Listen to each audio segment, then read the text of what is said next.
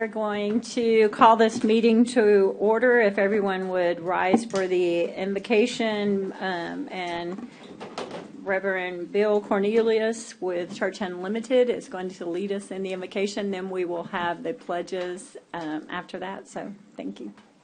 Thank you. It's an honor to be here.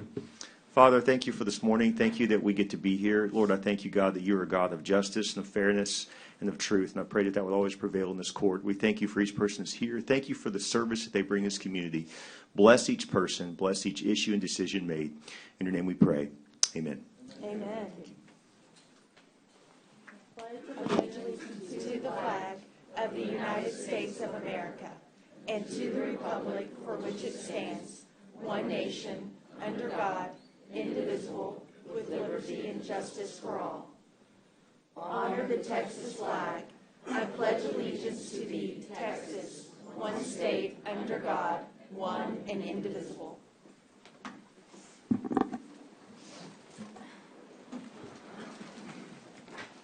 Okay, we have all the commissioners present, one by Zoom, and today is June the 7th. It is 9:05, and we are meeting in the Nueces County Courtroom at 901 Leopard. Do we have any announcements on disclosures of conflicts of interest? There being none, we'll move on. If you have one later, you can always disclose at that time as well. Moving on to item E, E1, in recognition of Margaret Sawyer's 22 years of service to Nueces County. And I believe is the sheriff coming up, wants to speak? Yes.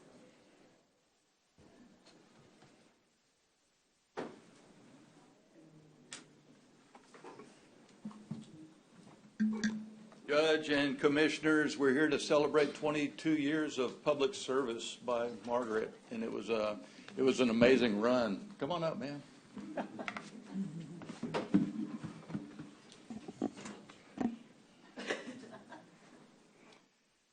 So I'm here to say thank you. Thank you. And I'm here to say you're always welcome back.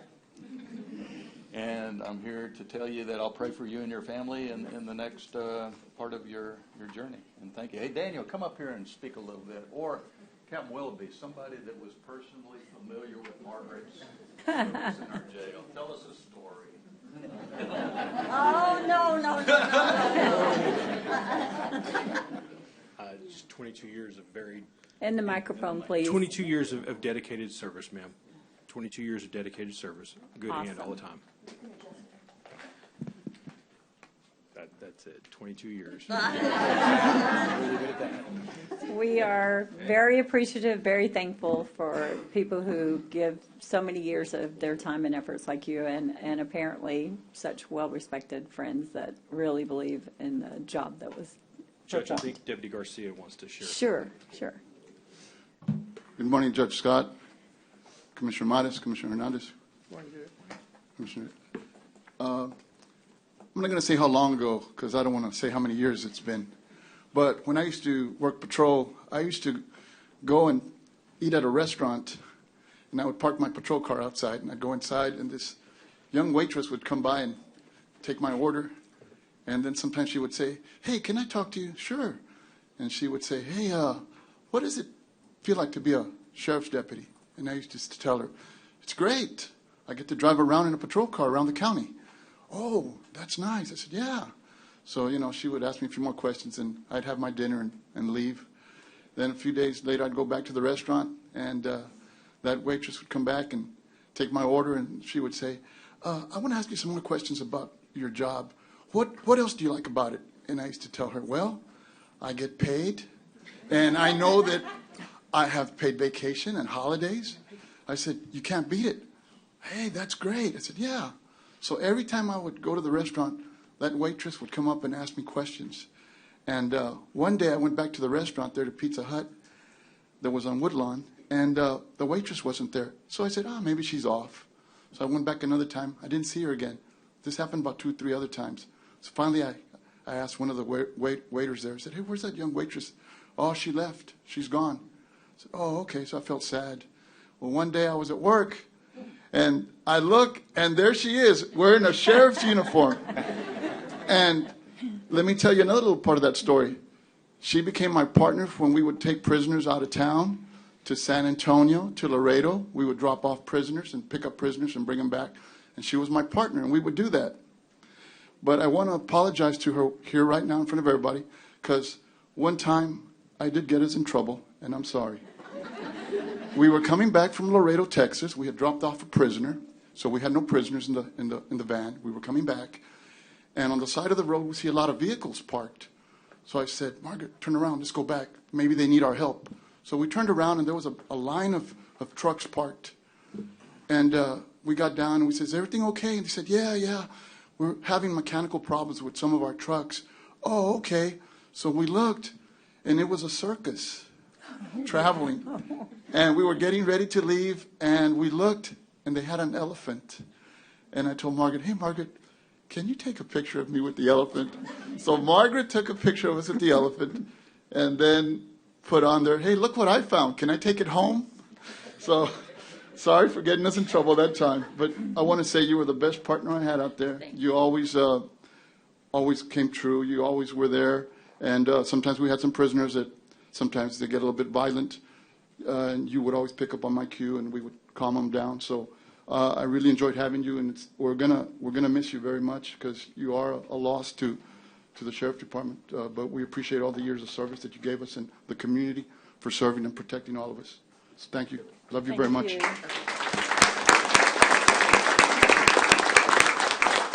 We have this for you also if you'd like to take a photo or anything, or if we can just give you this. If the sheriff, if you would join us as well, please. And your husband? Uh-huh. You want to come up?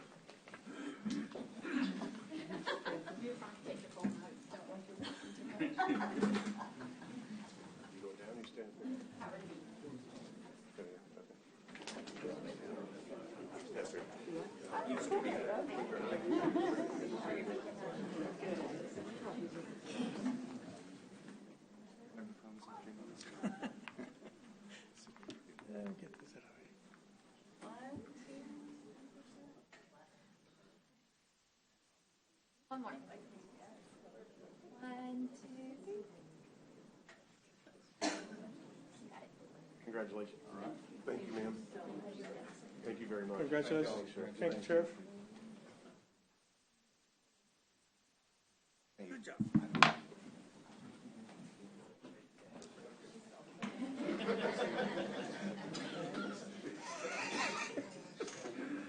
Photoshop there.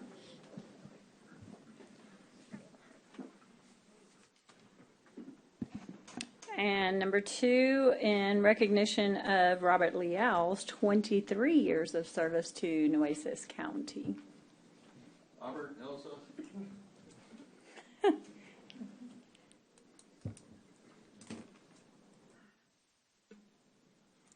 I'll say a few words on behalf of Sergeant Leal, Robert Leal. Unlike Margaret Sayers, I never really directly supervised her. I indirectly supervised her, and it's sad to see her go. But Robert Leal, as a young officer, was assigned to the shifts that I was running in the jail. And I can say there is very, very few personable people that you get to supervise, and Robert Leal was one of those. We all kid him about his smile. He's trying to hold it back right now. His nickname is Smiley. And I've threatened to punch him to get rid of the smile, and he just laughs. And so it's a running joke, but he is one of the very, very few people that I've had the opportunity to supervise that it's sad to see him go. But I can get more stories, but we won't go there. But, good luck to Robert and his wife. She's still working. So, it's sad to see him go, especially with less time than I have. So, but anyway, we very much appreciate that service and the time. Yes. The sheriff, does he want to say something? Yeah, and well, we had one person that wanted to speak also. So. Sergeant Leal, I just want to say that your work ethic, your positivity, your smile is definitely going to be missed. And personally, on behalf of my family, we thank you for you being such a blessing and coming into our life. And we pray that we get to see you more since you won't be at work so often. But congratulations on your retirement, and I'm really happy for you. Perfect. Hey, so you know what? Step up here, brother. So they nailed it, because when I became the sheriff 4 years ago, the first thing I noticed is what y'all are noticing now is when Robert walks into a room, he brightens it up. It's amazing, even in tough times, even during the pandemic, even during the hurricanes, even during everything we go through in that jail. Robert is a constant as far as being that happy warrior. That's who he is, and he will be missed. And I can only imagine. Let me just say this, Elsa. So Elsa is a director, supervisor, manager at the substance abuse treatment facility out there by the annex. She's been there a long time. And can you imagine, ladies, trying to be mad at your husband When he's smiling. when he smiles? I mean, how can you even have an argument with a guy when he's smiling? So anyway, Robert, thank you very much, and I hope you seriously consider staying on with us as an unpaid deputy or a reserve. What? hey, seriously. Sheriff, are you going to consider staying on as an unpaid deputy? Seriously now, T. Cole no longer acknowledges the term reserve deputy. It's called an unpaid deputy. And so Robert's going to consider that, I hope. All right, sweet. Thank you, brother. All right. We would like to take a photo with you all as well, Absolutely. please. Come on up.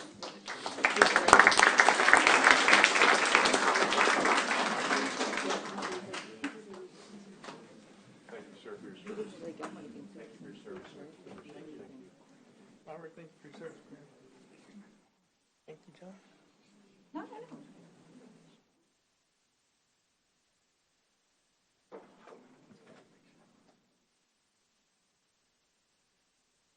No one has to tell Robert to smile.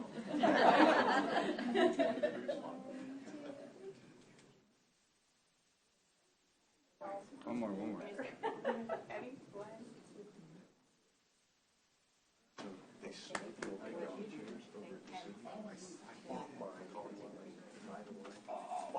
Congratulations, Rob. Wait, $5.84 because I have to pay taxes. But it's only got 3 by 4 that's got melody on there too. But oh well, you know.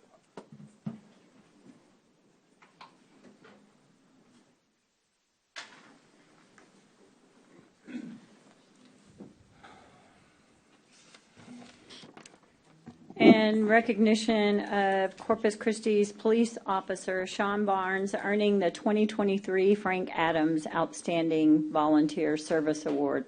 Congratulations, Officer Barnes. He was selected as the Frank Adams Award for Outstanding Volunteer Service.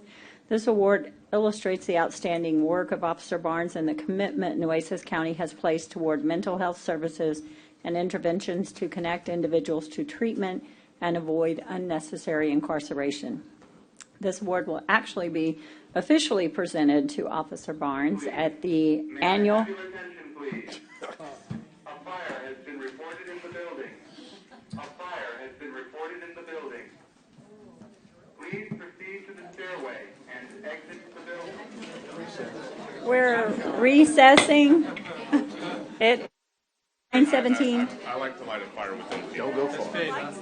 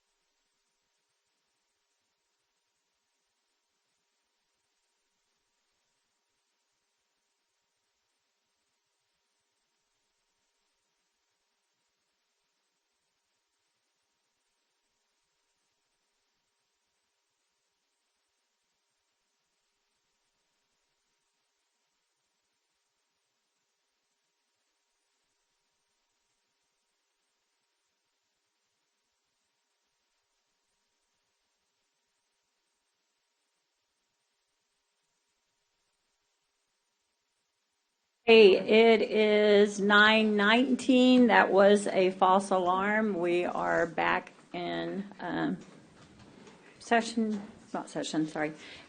in recognition of Officer Sean Barnes. Thank you. I know I've already read this, but kind of the interruption is this award is pretty outstanding for our community here. It is exceptional service and far-reaching in scope, diversified in effort, and over and above recognized at the local level. I understand he will be presented this officially at the annual Texas conference in Houston on June 22nd, 2023. And please, everyone, help me in recognizing this outstanding service of this individual here locally in our community. Thank you.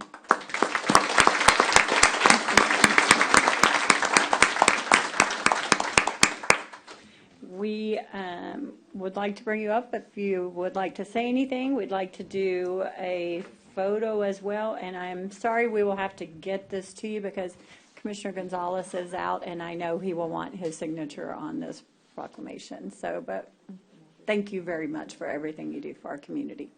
Absolutely. And thank you for the invitation to be here this morning for that.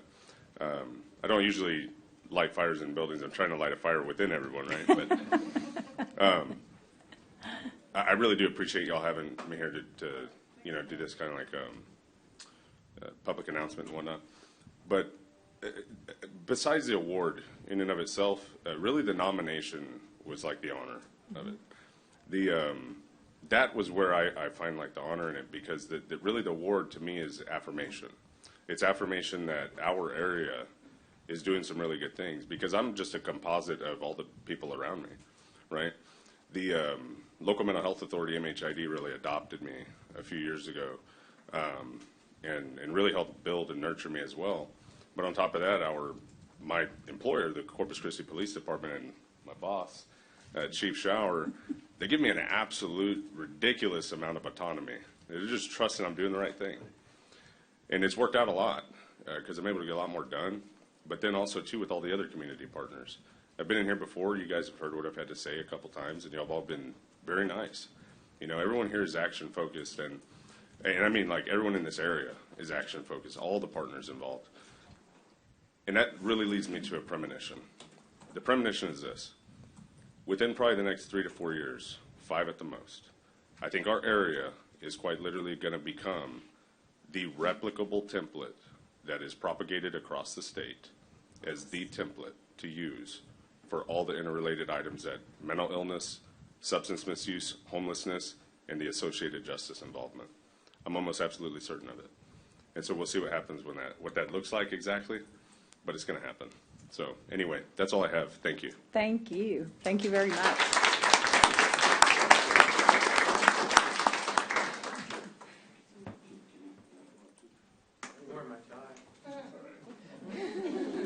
We'll Photoshop it in. You can make it a bow tie. With polka dots.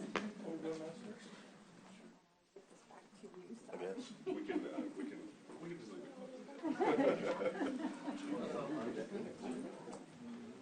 Yeah.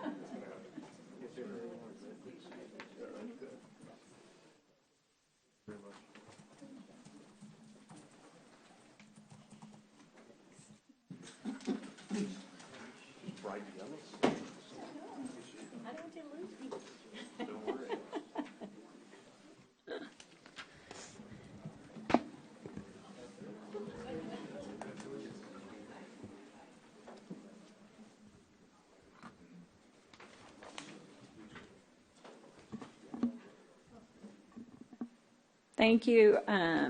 Thank you again. and well-deserved recognition.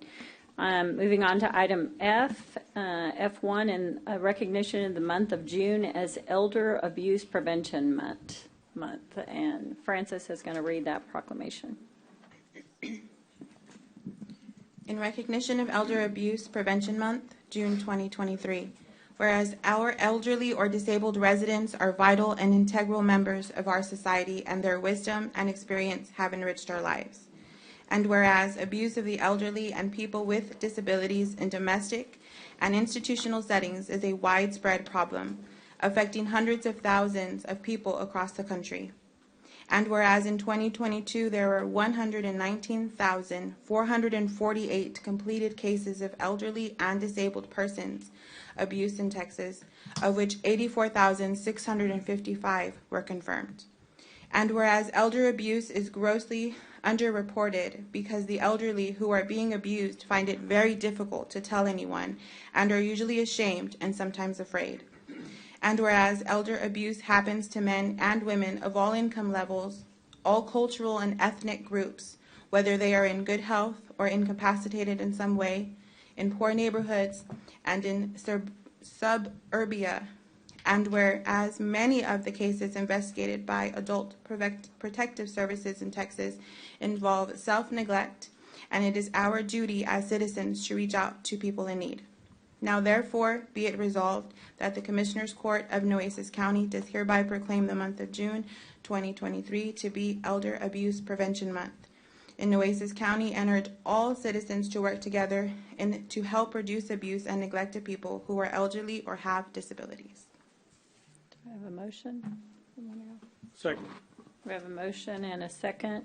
All those in favor, say aye. Aye. Aye. Any opposed, same sign. Thank you. The motion passes, and I see we have some people here. Does anyone wish to speak on this? I'm an aye of that, Judge. Yes. Oh, sorry. I forget you're a little delayed. Yes, thank you. Good morning. Thank you, Judge Scott and Commissioners. My name is Natalie Maldonado. I am a supervisor with Adult Protective Services, and I just want to thank you for proclaiming June as Elder Abuse Awareness Month here in our county. On behalf of our program, we remain focused on raising awareness of elder abuse.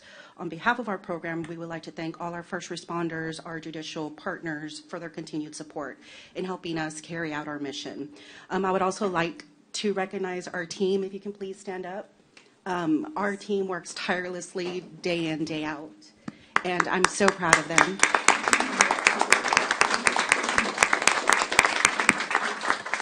And we would just like to remind the community to report abuse, neglect, or financial exploitation. As it was mentioned earlier, it is very underreported.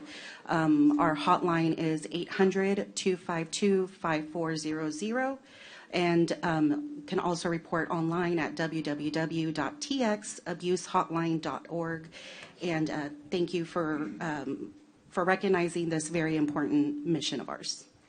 We have a resolution for you as well, but as such, I know Commissioner Gonzalez will want his signature on it, and unfortunately he's been out for a few weeks recovering from surgery, so we have this and we will get it to your organization. Would y'all like to come up and do a photo with the group, or We would. Yes, we're happy Thank to you. do so. Yes.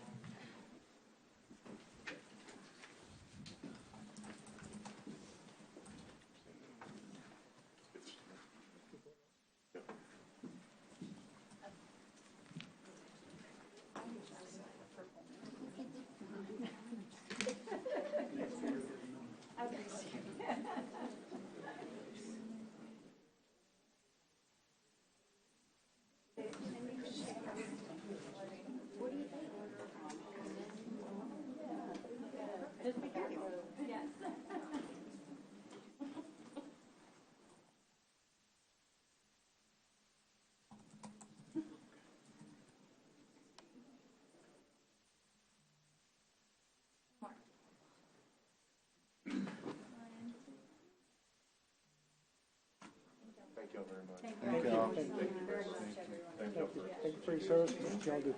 I know.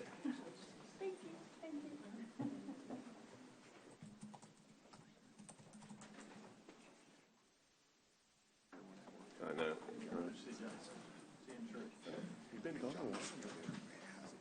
Yeah, John's been there for. John was like a sheriff's deputy way back in the day. Remember? Yeah.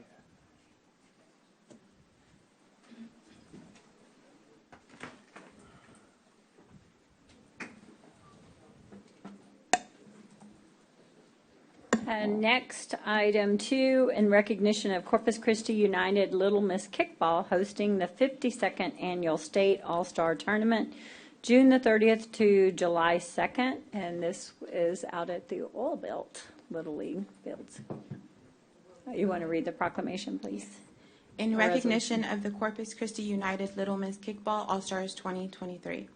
Whereas Corpus Christi United Little Miss Kickball is a nonprofit organization that specializes in and promotes female empowerment for girls of all ages throughout the Nueces County community.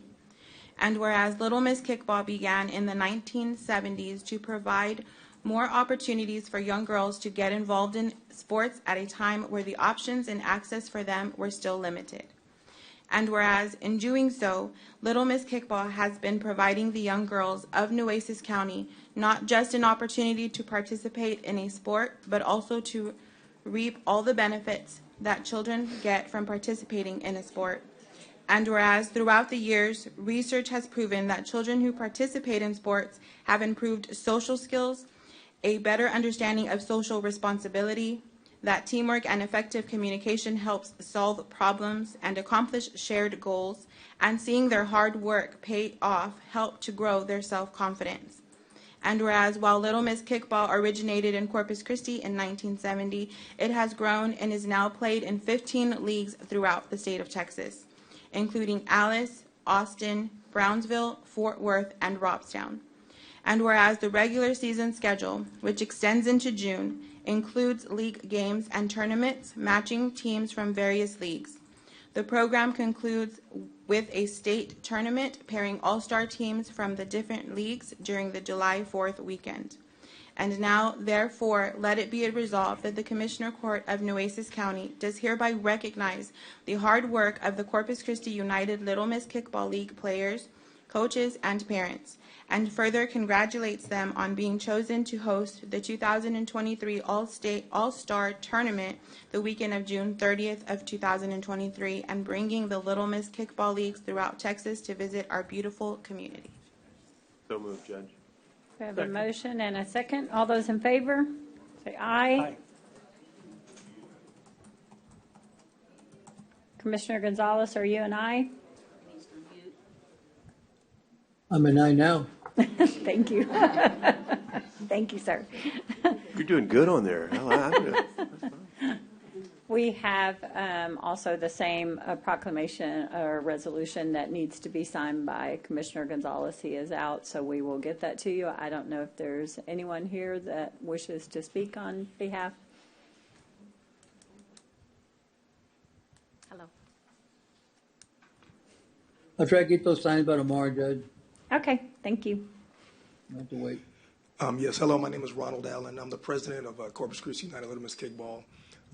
Everything she said, I mean, she kind of stole my thunder on some of the things that I was going to say. But we are very, very excited to host the 52nd Annual State All-Star Tournament in Corpus Christi at our league. This is the first time we've ever been chosen to host the league. And, you know, we're out at not at Oil Belt, we're out at Billwood Park. Oh, I had Oil Belt in my notes. Darn. But we've been there, we've been as a league, this is our 21st year as a league. Awesome. So we're really looking forward to it, real excited, and just ready to go. This is Annette Wiley, this is my personal relations coordinator for the league, and I'll let her go and speak and say a couple of things. Good morning. Thank you for allowing us to be here. I will be the new president of the league. I beat him in an election, so I have to rub that in. Great president, sorry. But I've been a coach out there for 9 years. This is my daughter right here. I've been coaching her since she was Pee-wee, and now she's in the senior division. We have a great group of parents, coaches, players. We've watched them grown. We're a family. We're a very tight-knit community. We meet other leagues, other representatives from the leagues, other players. So kickball, a lot of people were thinking, like, what is kickball? Well, it's not the yellow ball, or it's not the red ball that you buy at the sports store. We play with the yellow ball. It's a combination of baseball, soccer, and bowling is what I say, because we got a pitcher that rolls a ball, bases, running, so forth. So if you don't know about kickball, we would love for y'all to go out there and watch us at Bill Witt. We do practice. We start off on the ages of 5 all the way up into 18. We also do some high school scholarships for our graduating seniors. So a lot of this is nonprofit organization. We do ask for donations and sponsors. It is a time-consuming effort. Since we're nonprofit, we do have a lot of volunteers, a lot of parents that love our league. This year, our league was hit very hard. I'm sorry. One of our very own players was in a tragic accident, or not accident, in a homicide, and she was a very important person to our league. Her parents, her grandparents, her players, everybody was affected by this. We want to honor her name, and we want to continue it. Araya Ruiz, 15 years old. So we want to make sure that her name, her legacy is always continued with our league and our community. We have her grandparents here, amazing people. We have some players, not everybody who could come because it was a short notice for us, but we're here. And we would like the community's help with anything. They can reach out to Ron. They can reach out to me. We have, on our website, we want to make sure that our league is well represented in honor of Araya. We want to keep her legacy, not just now, but forever. Thank you. We understand and we thank you. We appreciate it. We have one more person. Yes, I'm sorry. So my name's Pauline Serta. I'm actually a coach at another league, but I just want to honor Ron. I know that they're proud, and Annette. I know that they're very proud to have the All-Stars hosted at their site, because Facebook has been showing that Ron and all his board have been putting in the work to get their fields ready, by having them look nice, having everything arranged. So, Ron, thank you for the dedication at your league for your girls, because it's showing. Your dedication is showing through the work that you do there. We thank you, and we have this This is the grandparents. Yes, the ma'am. grandparents, yes. This is Araya. This is my granddaughter. In the microphone. This is my granddaughter, Araya. She was 15 years old.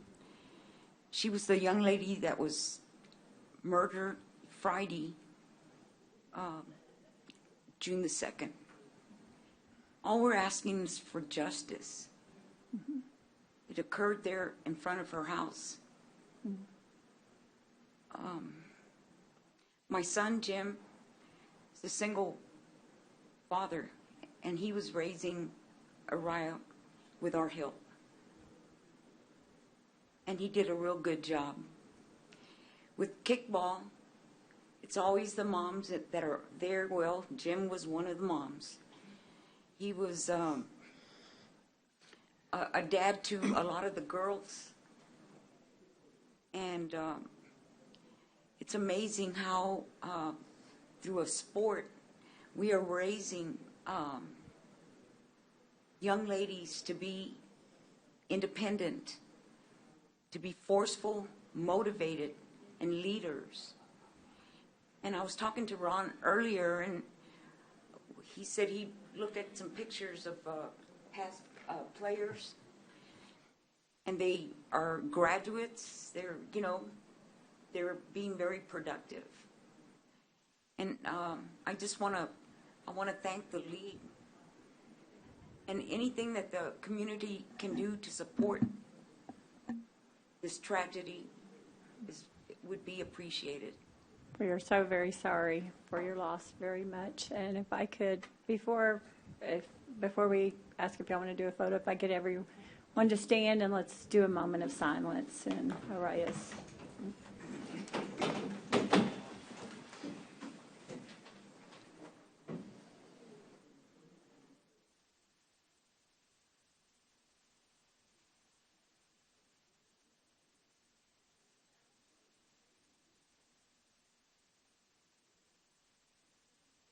Thank you. Do y'all want to come and take a photo too?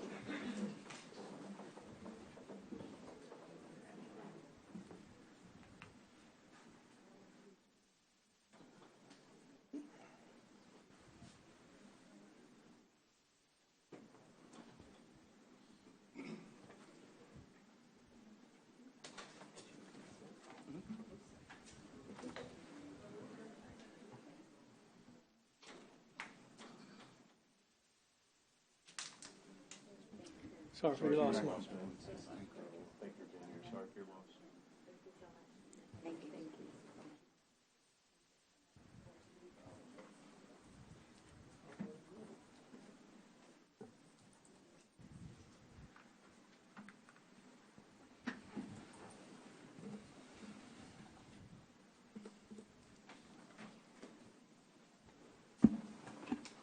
Such a tragedy, for sure.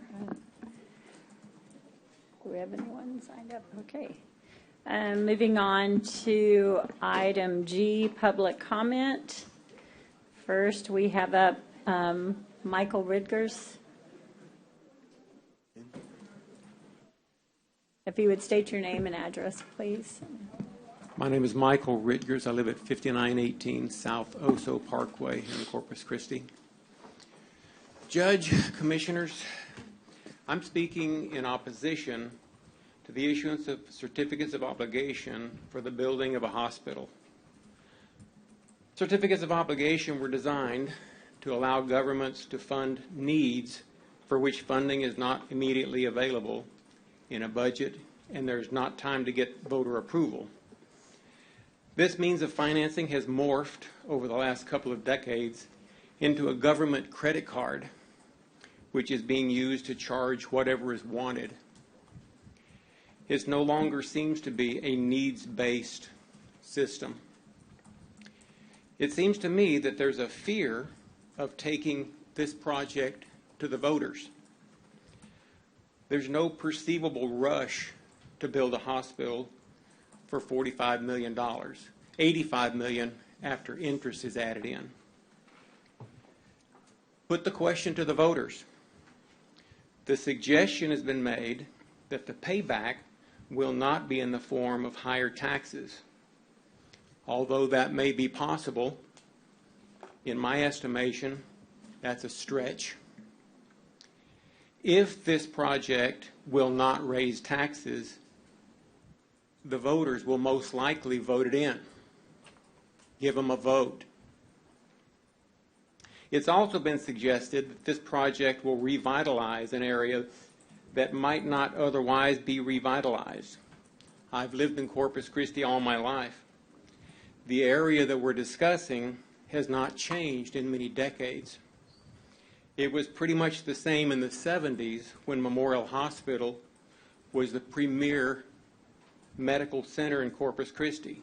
Just building a hospital is not going to revitalize that area. As our elected representatives, you should rein in the use of certificates of obligation. You should live within a budget. Thank you. Thank you. Liz Miller. Excuse me. Hi. Hello. Liz You Miller. I'm sorry. Might adjust that. You can pull it down. Yes.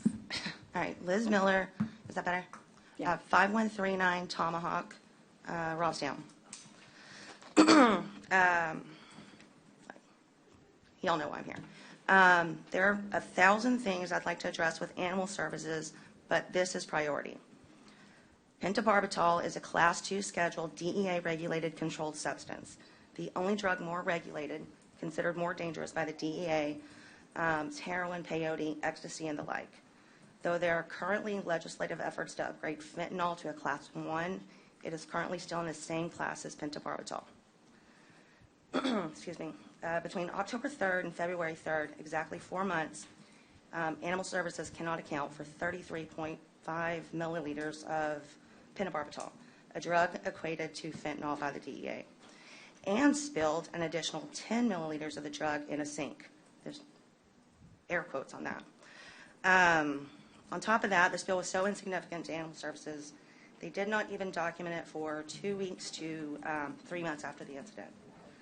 To understand the gravity of the situation, Animal Services had 108 milliliters in an open container on October 3rd, and misplaced 40% of that in only 4 months. Additionally, Animal Services failed to document opening a new container, an action required by the DEA last spring, making it exceptionally easy to conceal missing or losing an entire bottle of pentobarbital. As for the spill, if it truly occurred, it never should have. For that drug to hit a sink means every single safety measure was ignored, every one of them. The MSDS sheet places in bold cap, the product cannot enter any waterways because it is toxic to aquatic life and wildlife. The drug should have been nowhere near the sink. If the spill truly occurred, the drug is parts per trillion in the wastewater plants, and that provides some solace. But if a pipe broke or a seal failed before the drug reached the plants, it could have hit our drains and ditches in a highly concentrated state, wreaking devastation, pardon me, on wildlife and pollinators. It could have hurt a child or a pet. It was negligent, unnecessary risk to have the drug near a sink or draw it over a sink.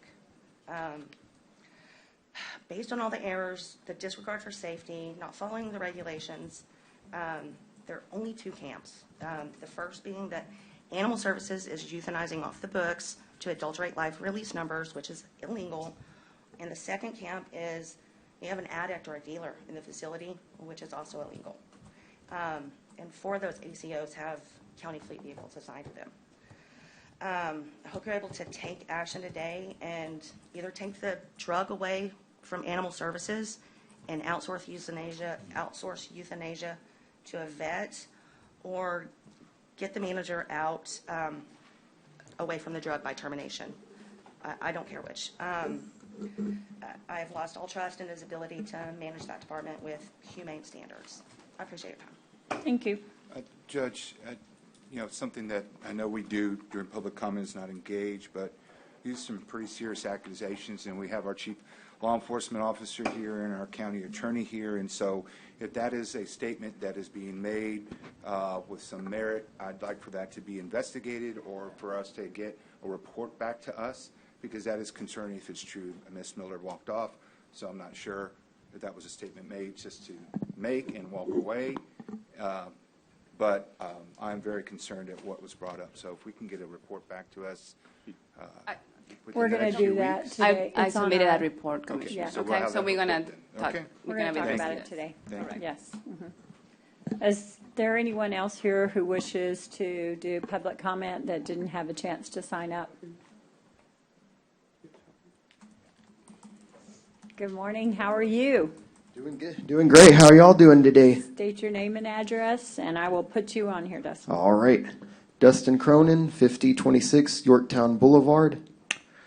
I am here today because I am an autism awareness activist around the community, and we've been making a lot of progress with the law enforcement over there, and I'll be traveling to Port A on Thursday, and even other towns like Bishop, and already given a presentation over there, and to figure out ways we can get people with autism taken care of throughout the community and all throughout the state and everything. And I do appreciate the work from all you, each and every one of you commissioners, and I know it will take time and all that, and it's not going to happen overnight, but I will say this: we are off to a great start, and that's all I have today.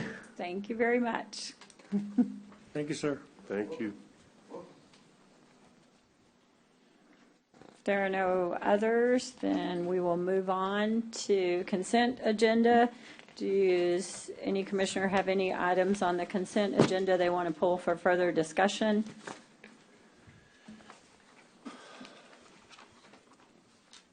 Yeah, I have a couple, Judge. Yes, sir.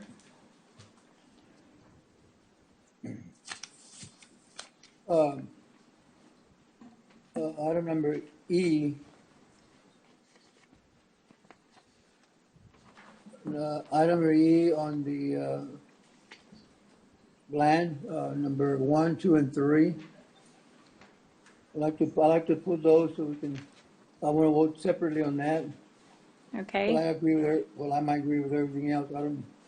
I don't agree with that. So I like to vote separately on that. I don't have any No other discussion ones? other than I'm just very dissatisfied that we're.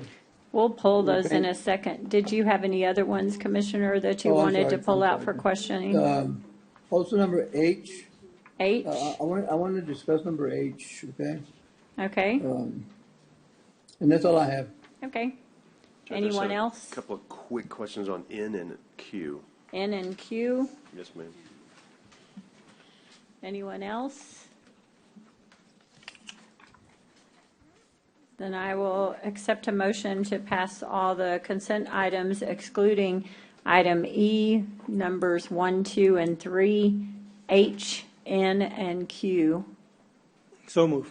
We have a motion. Do I have a second? Second. We have a motion and a second. All those in favor say aye. Aye. Aye. Any opposed? Same, oh, you want to say aye? I'm sorry, Commissioner, you're a little delayed. Aye. Although anyone opposed, the motion passes. So moving to item E, Commissioner Gonzalez on the Lockwood, Andrews, and Newman invoices. Yeah, on that one, Judge, I just, we're going to put it to a vote separately. My vote will be no, and I'm just kind of still disappointed the fact that we continue to pay invoices that are incomplete. They're not,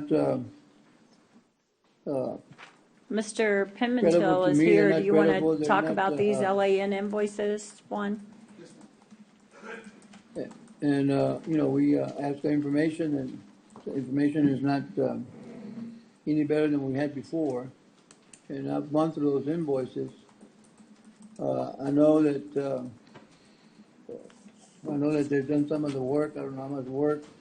And I asked last time that this items would be placed all in one lump sum, and for some reason they have not been placed in the one lump sum by the county auditor and whoever is in charge of public works or whoever is in charge. I've asked last meeting. I even stressed it to get together and pay these things off, without having any kind of balances. Are these the final invoices? Judge, the invoices that are presented are prior to February the 8th. That's after the. When we canceled the contract ma'am. for those, So- except for the Bob Paul Pierce. Yes, stuff, ma'am. So we already had submitted a recommendation letter to Commissioners Court on these invoices for recommendation for payment. So are you saying these are the final invoices Yes, ma'am. for them? Yes, ma'am. Commissioner Gonzalez? And this one don't have anything to do with Bob Hall Pier. I'm not even touching. Bob Hall Pier is a different. No, we it's a different area. understand that's not what your invoices are from previous work, but he's Right. saying these are the final invoices for that work. Well, that's what I've heard twice before, but anyway, I want to put this into a motion. I move so that we don't pay these invoices. If I get a second, that's fine. If I don't, then it dies. But I just that's the way I feel. We have a motion. Do we have a second?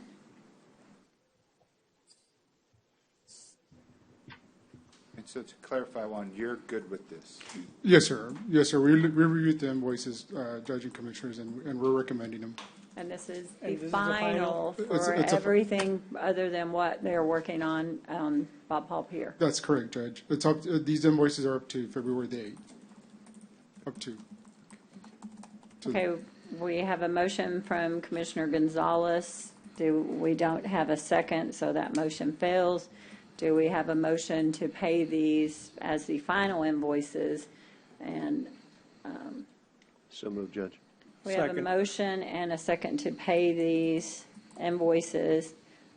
Thank you, Judge. Thank Do you, not Commissioner. bring us any more. All those in Yes, ma'am. favor, say aye. Aye. Aye. Any Thank- opposed, same sign. Thank Nay. you. The motion passes. Thank you. Nay? Yes, we got you, Commissioner, I understand. Thank you. Item H, approve and accept donations for June 7th to the county for the Veterans Food Pantry. You know, I'll support the flag issue and.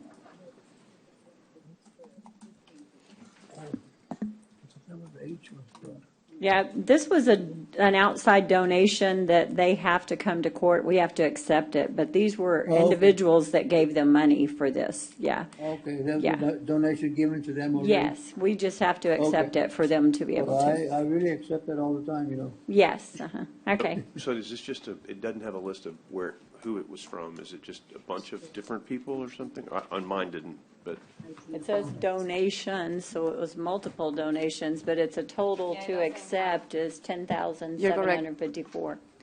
Yeah, it doesn't have the list, so the list should be from the auditor's office. So I asked the same thing of our staff member. It was multiple donors, all at one facility, that wanted to remain anonymous. can we do that? I mean, it's fine. I mean, I'm happy that they did I don't think it. we have to publish it, but we should be able to at least, when you take them or for here, we should be able to, yeah. We You have, do have yes, we the- have okay. the identified But they items. want to Yes. be, okay. They But wanted to you have remain- the names of the multiple donors, okay. Yes, and we have the intent, and it's in writing on what they intended the funds to be spent on. And they will be deposited into a special revenue department in order to ensure that we spend those funds in compliance with their requests. Cleared with the county attorney. We've not been given that information. We're happy to review it if the court wishes. Then I just would make it a subject to the county attorney looking at it, but make the motion to approve and thank those who wanted to remain anonymous for their generous donations. I think as long as Lisa has the names and the checks are being deposited, they're wanting to not have their name blasted throughout the county or in Commissioner's Court. God bless. Yeah, I don't have a problem with it. Yeah. Okay. Are you making a motion to do that then, Yes, ma'am. Brett? Second. We have a motion and a second to accept this as with the county attorney's approval. All those in favor say aye. Aye. Aye. Aye. Any opposed? Aye. Yes, thank you, Commissioner. I have to slow down. I forget there's a little bit of a delay online. And then item N. Just the others, and I couldn't seem to find it in the agreement, the other ones that said there was no cash match. This one didn't say that. Just wanted to know if there was a cash match on this one. There is no match Okay, to this. that was yes. all. It was that, then motion to approve in, Judge. Second. We have a motion and a second. All those in favor say aye. Aye. Aye. Any opposed? Same sign. The motion passes. And Q. Q, Judge, was I could not find in my packet, and I may have missed it, was this, if this was one of our allocations, or was this a precinct allocation? I just don't.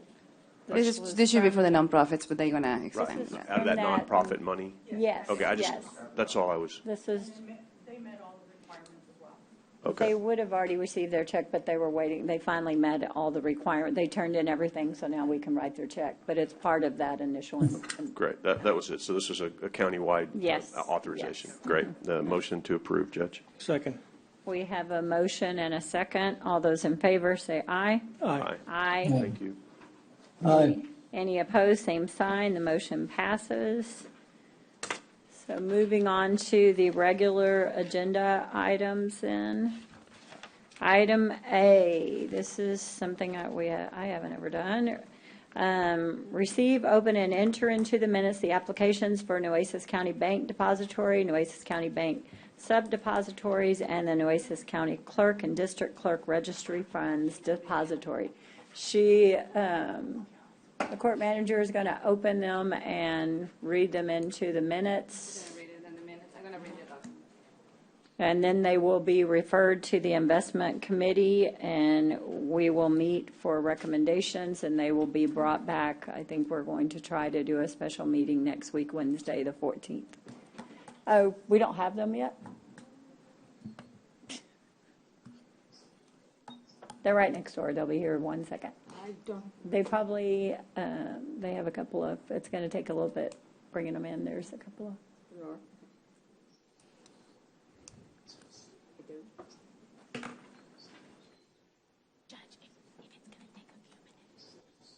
Yes, I'll wait. Instead of Jeff move. is here. Yeah, okay.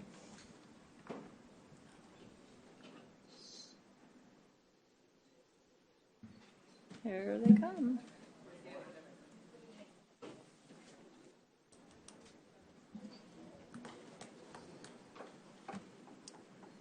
Was Frances in the office? There's another, there's more. Oh, is she bringing the other? Okay, there's one more. I think there are three. What are those? This is the bank depositories that we had to go out. This is, has, and now they have to open them and read them into the minutes, and then they'll go to, after we open, all the people that applied are read into the minutes, and then the investment committee will have to meet, and then we have that other meeting scheduled for the 14th. They have to open up the commissioners. So they don't, so we don't authorize today, we just enter it? No, Okay. we just open and enter it, who we have received bids from. I don't remember doing this either. This was back in 2017. We looked it up, and then it's like, our Yeah, we're ready. 17, yeah. We've received Frost Bank. Frost Bank is one we've received. I believe you.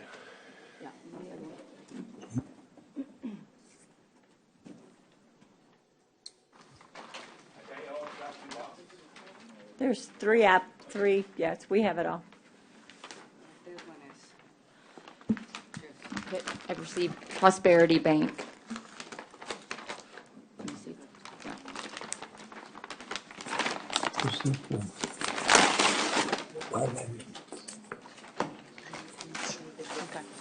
Prosperity Bank we received, and then one other. Got it.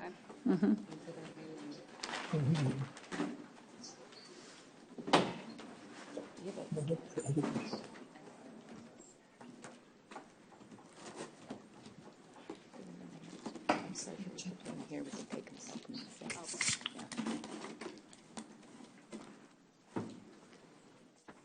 Put him here.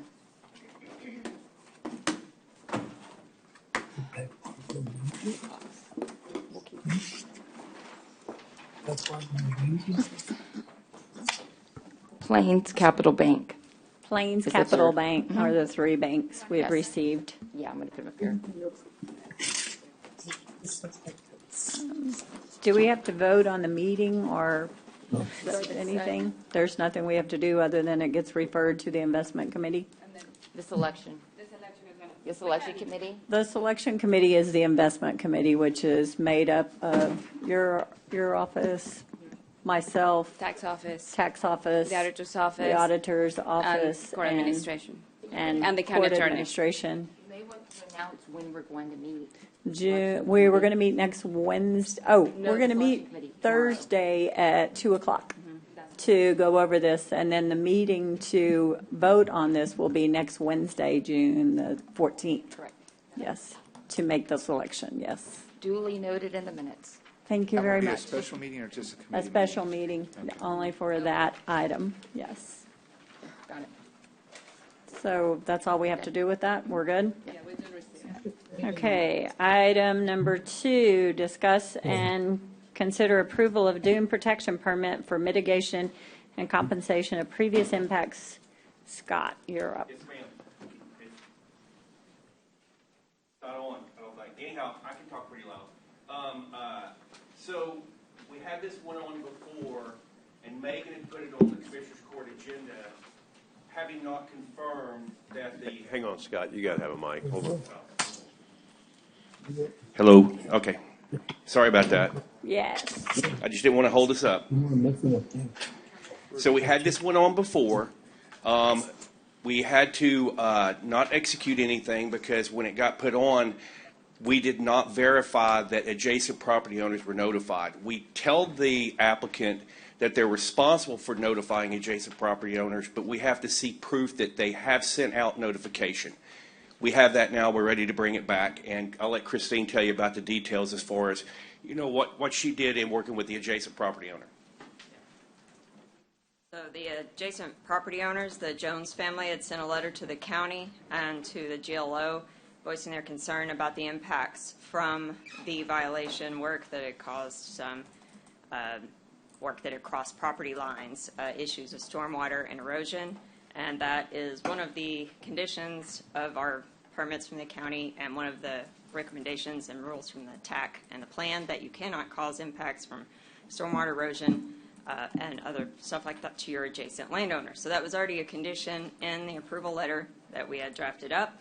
But to address the specific concerns of the Jones family, we added a more specific condition of the approval. Let me stop you right there. The Jones family Yes. has been designated. They've been recognized, authorized that these are the Jones family. There's no other heirs. I know that there's been questions brought up as far as who is the designated Jones family. Is that right? That we got the letter from Larry Jones is where the letter came from, and so that's who we're trying to address as Larry Jones and his son Brud Jones, that are custodians of the property next door. I don't know anything about any other Jones family. Okay, gotcha. Good clarification. Thanks. Any other questions? So what is the extra condition? The extra condition reads, upon receipt of this approval, applicant will notify adjacent landowner. The Jones family provides the address and email that was from the letter they sent. 14493 South Padre Island Drive, Suite A, PMB 471, Corpus Christi, Texas 78418, brud@interhold.com.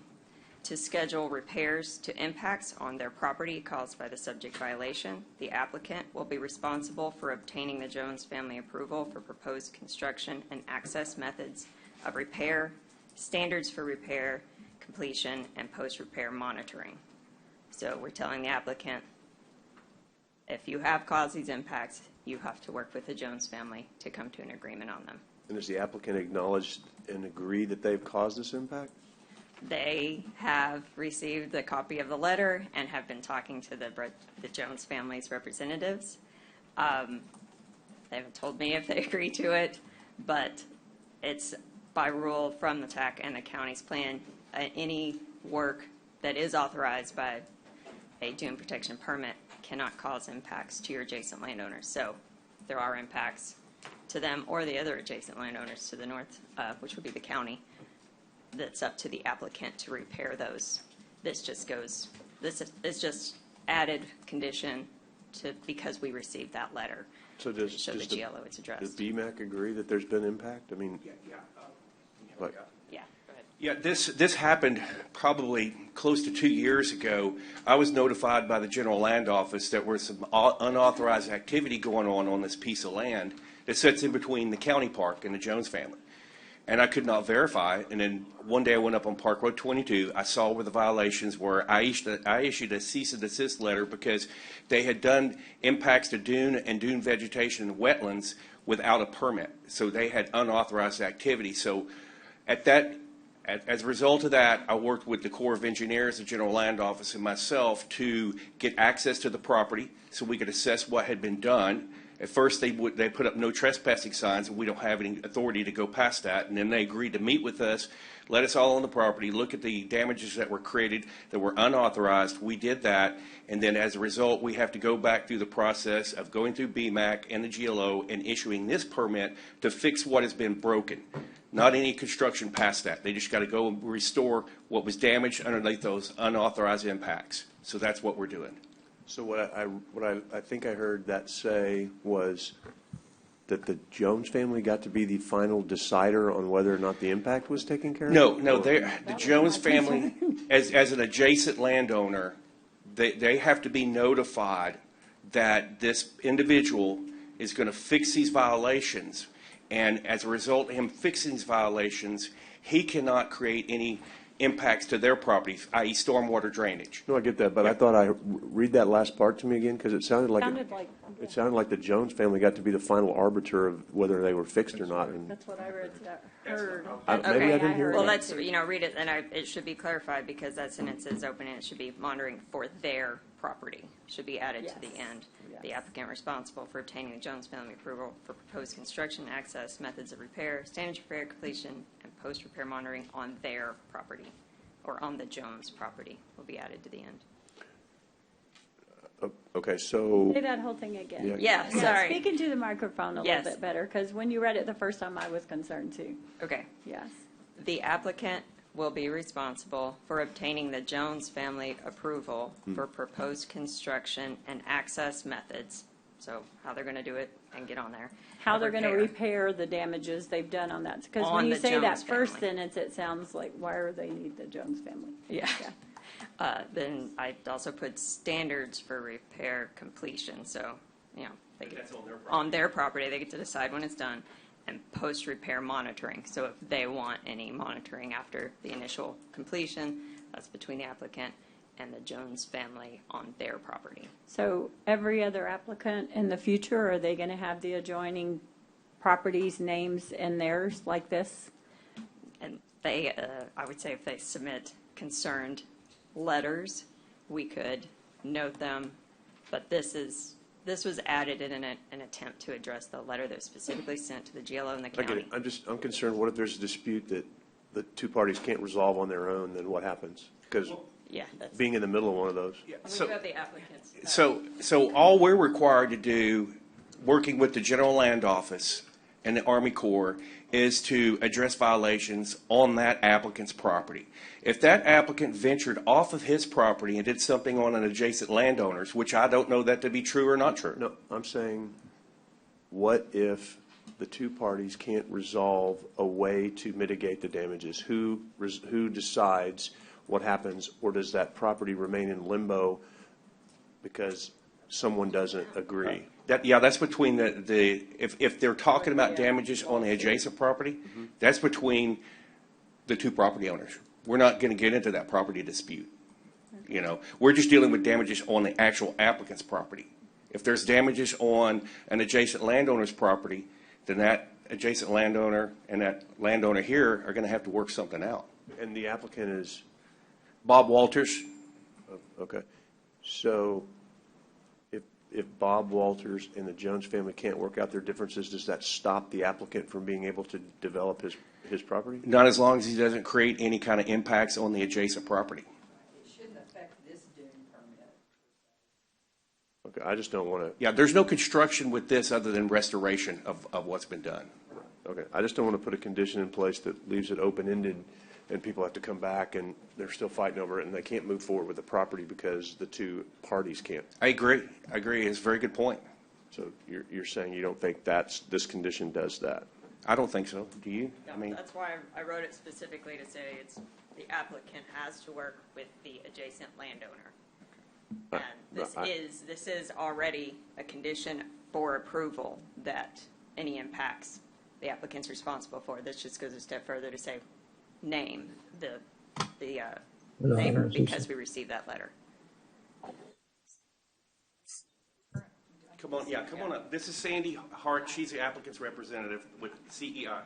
Sorry, I kind of was running in here a little bit late, but the current Dune permit, the way it's just a general Dune permit, the way that it's written now protects the adjacent landowners from any sort of impacts that may happen, whether it's a restoration type Dune permit or if it's a new construction. I mean, the conditions are written into the Dune permit to handle that as is. So I'm not really sure.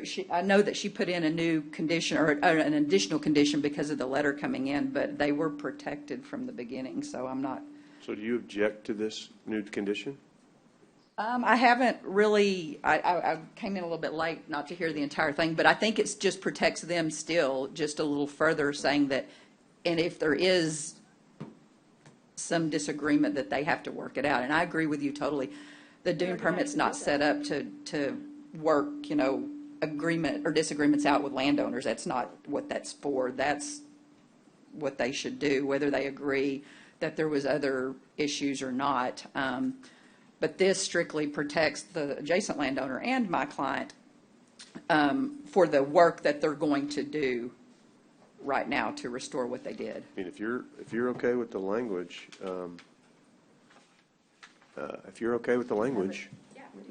Can I look at it real quick? I mean, I just want to make sure that we're not doing something at the last minute that you haven't had a chance to look at. You want to take a second and look at it, because I don't want you to rush into anything.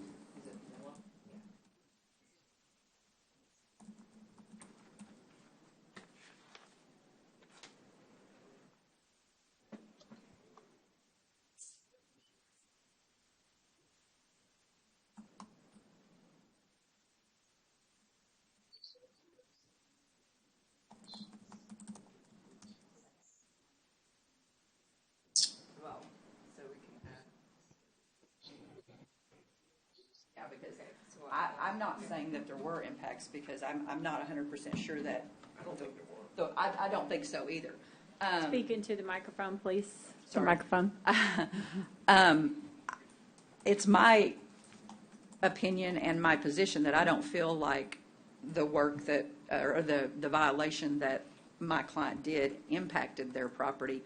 Now, returning it back to what it was, we need to make sure additionally that we don't have anything that is going to impact their property. So yeah, I think if she puts, if there are impacts, then I'm fine with that. I just don't want to say, yeah, there were impacts when I don't think there were. Exactly. Okay, as long as we don't have you back in here disputing over it, we just want to get a Dune permit done and not get anybody, we don't need any more disputes with the Jones family. Yes. And we also don't want to set unnecessary precedences either, and I think that's what you are trying to establish as Basically well. what I'm trying to, Yeah, thank you. just because Okay. the letter was sent out. Yes. With the, Judge. Yes, sir. Yes, sir. The only, I have again, another concern here that we're dealing with something, and, I hear too many I don't knows and maybe, and this was the issue last time too, and we're still fighting that issue, so I don't know, at one point, we gotta find out whether it is true or not true, or what are we gonna do, or what needs to be done, I mean, somebody, we can go back and forth all day long, and, if I represent somebody, of course, I wanna be in the best interest, and, if I, we might put it back to if I had wanted, we don't know what they want. I don't know if anything has been written down in writing or agreements or whatever. Is there any agreement? I mean, I like to see those agreements, between the Jones family or both the parties, between the county and between the Jones family, I guess. I don't know. I just it really bothers me when we read those. Scott also mentioned that I did this, I did that, and then we met. I don't know who's we, So I always like to identify who's we, and the postal park is involved with this thing or not. The mismanagement is involved, and at what point. I just think that a lot of things that needs to be answered to kind of clarify what we're doing. I mean, we can come back next meeting again and discuss things. They're not always throwing things around. We need to bring things to closure and make sure that we are saying the right things, and doing the right things. Again, like I think Commissioner Chesney said, we really have enough issues as it is in the Jones family. We don't want another battle with the Jones family, and that battle's not over yet. But anyway, I just think that we need to, this is between two property owners, and I don't know how we got involved in this thing here, but I think we need to get, maybe, again, and I wish I hate to, hire somebody to say, look into it and let us know, or the county attorney, maybe look into it and say, this is what it is, and, we move forward, I think if I understand you correctly, Commissioner, you're saying basically this is already covered for if people, the Dune protection permits, if you do damage on someone else's property, that this is already, the rules and regulations are in there for that. That we don't get into the weeds of individual property owners next door or anything. If something does happen like that, then that's between the two landowners, and that would be a litigation, lawsuit, whatever you want to call it. So we are trying to implement wording into something that we don't have for anybody else, and it's not really necessary for us. We're not involved in the end argument anyway, and we put ourselves in there by adding this wording to where, like Commissioner Chesney said, then are we going to be involved in the dispute at the end? So if the Dune permits already require the individual to clean up any damage or anything, I think I would be against adding the wording in for it, because that's between two private entities. That's not between the county and us. Yeah. So let me address the commissioners in your statement right there. You're absolutely correct.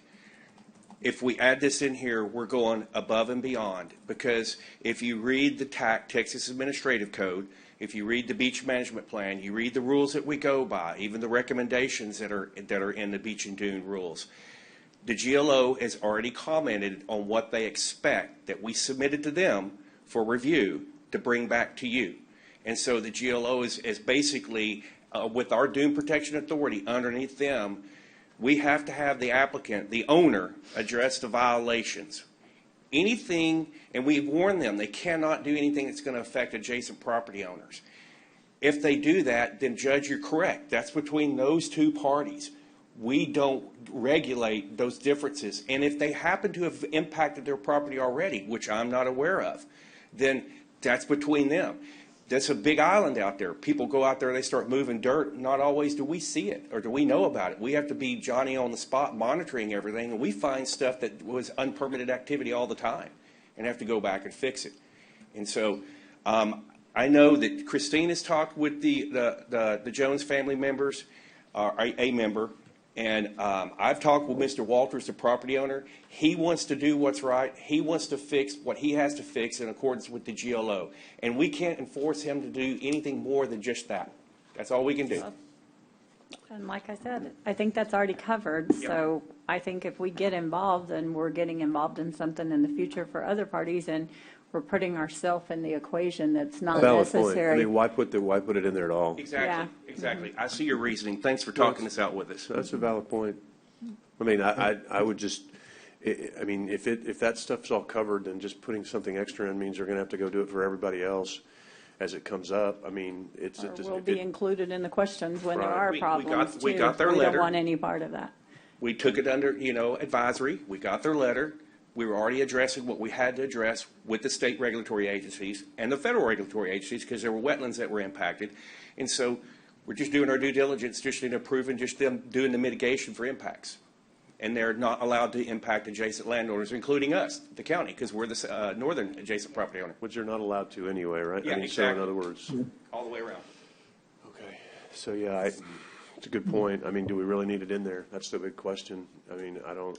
I would make a motion to pass without that language in it, since it is already covered in all of our other Dune permit applications. I think you're setting a precedence that we don't want to get into on private individuals and property rights. So Second that motion, Judge, if it's already covered. I have a motion and a second. Is there any other discussion? For the record, will you state what language to be removed? To strike from? To strike the additional condition put in by Parks Boards or. Yeah, she'd have to read it again. The additional sentence put in or whatever. Just the additional condition. So we'll strike this from the county's approval letter that said, upon receipt of this approval, the applicant will notify adjacent landowner, the Jones family, with their address and email address, to schedule repairs to Jones family property if impacts occurred to their property caused by the subject violation, The applicant will be responsible for obtaining the Jones family approval for proposed construction and access methods of repair, standards for repair completion, and post-repair monitoring on the Jones family property. That statement will be struck from the approval letter, and the standard letter that says it cannot impact adjacent landowners stands. We don't want to get involved in individual property owners' things. We have a motion and a second. Any other discussion? All those in favor say aye. Aye. Aye. Aye. Any opposed, same sign. Thank you all very much. Thank you. Moving on to number 3, discuss and consider authorizing request for funding from the Nueces County Hospital District for public health services and activities for fiscal year 2023-24. And their meeting is coming up when, Ida? The 26th. And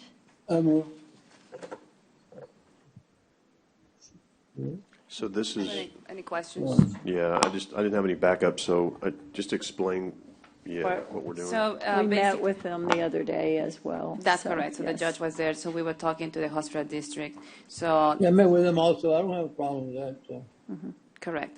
So what we're going to be requesting is the court approves today is just to go before the board and ask them again to assist with the health department and vector control.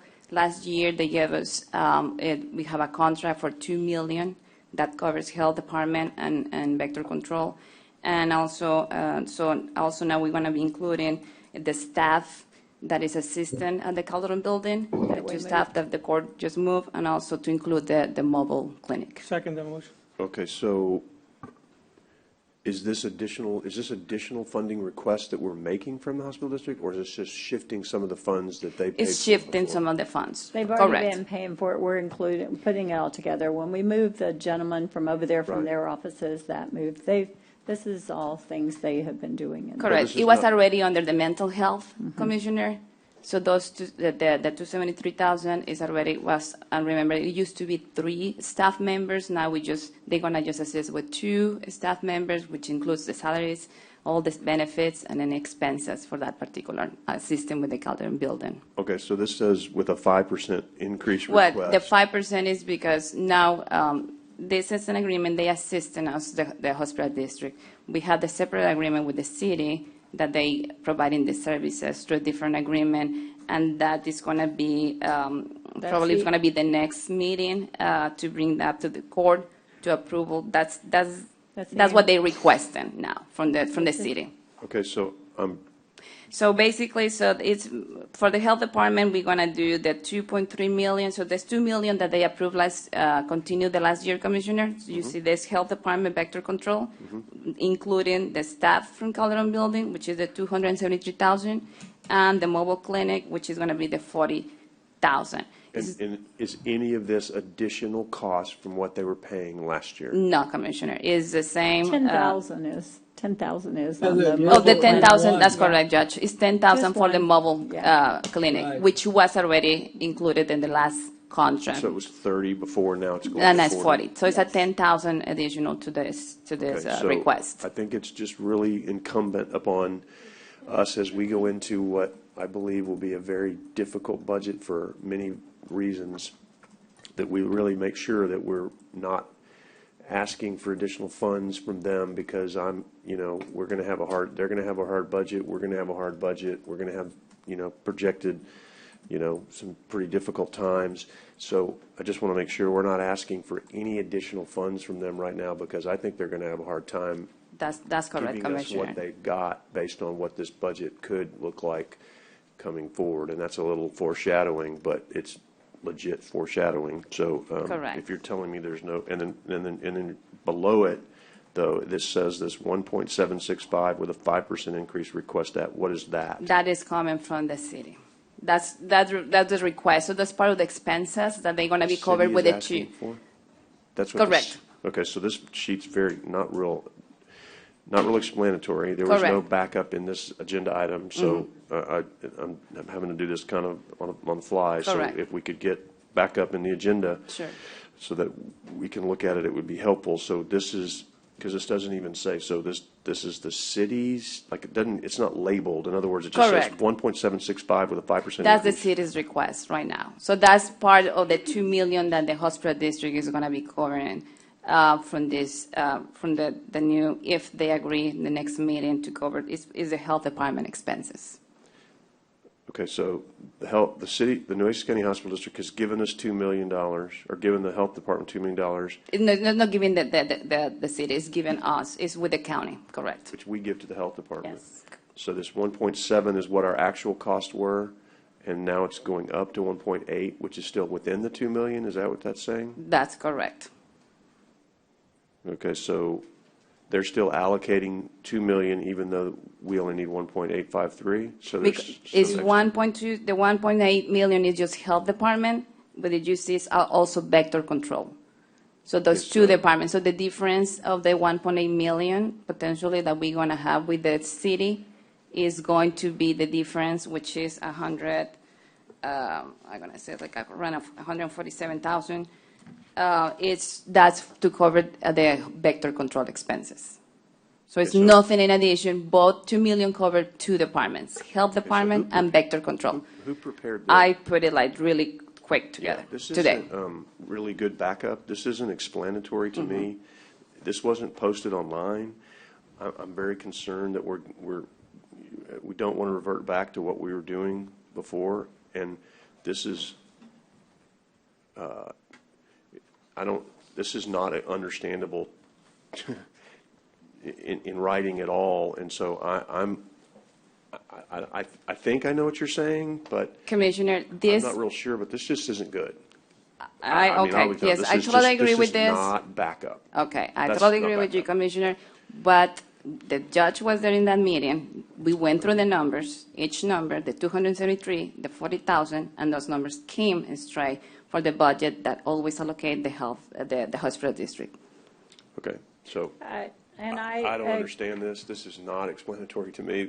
You helped a little I'm bit, gonna give but- you a better document then, Commissioner, for the court. In that way, you can, everything is gonna be included for the board also for the next meeting with the hospital district board. So do we have to do this today? I The mean, hospital district board meeting coming up is on the 26th, and we will need to If have you- someone there at that meeting to make If you this want it, request. correct. If you want it, Commissioner, if you want a better document, we have the June 14th agenda. I can put it there, and I can prepare a better document if that's what you wish.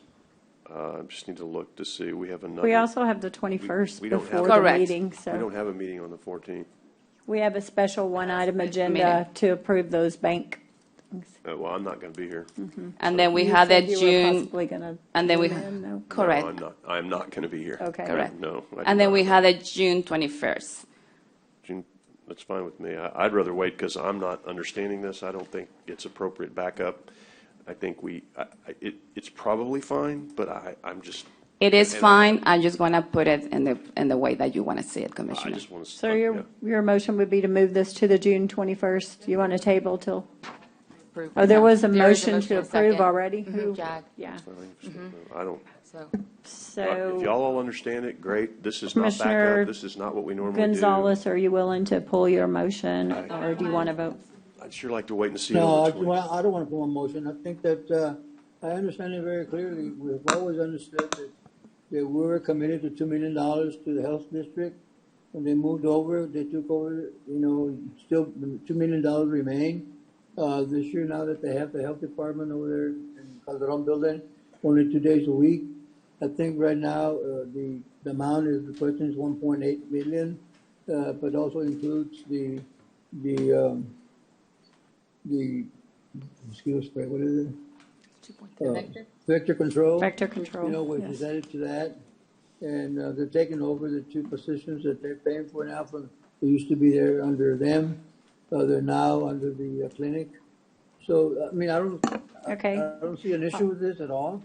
I understand. He doesn't want to pull. I have one question, though. I don't see an issue. I don't understand the backup. Yeah. This doesn't even make, have you seen the backup, Commissioner they Gonzalez? pay on This doesn't even this? make sense.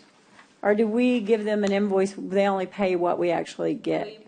This is just, This is the cap, so let's see, the total is gonna be 2.3 million, that's the cap.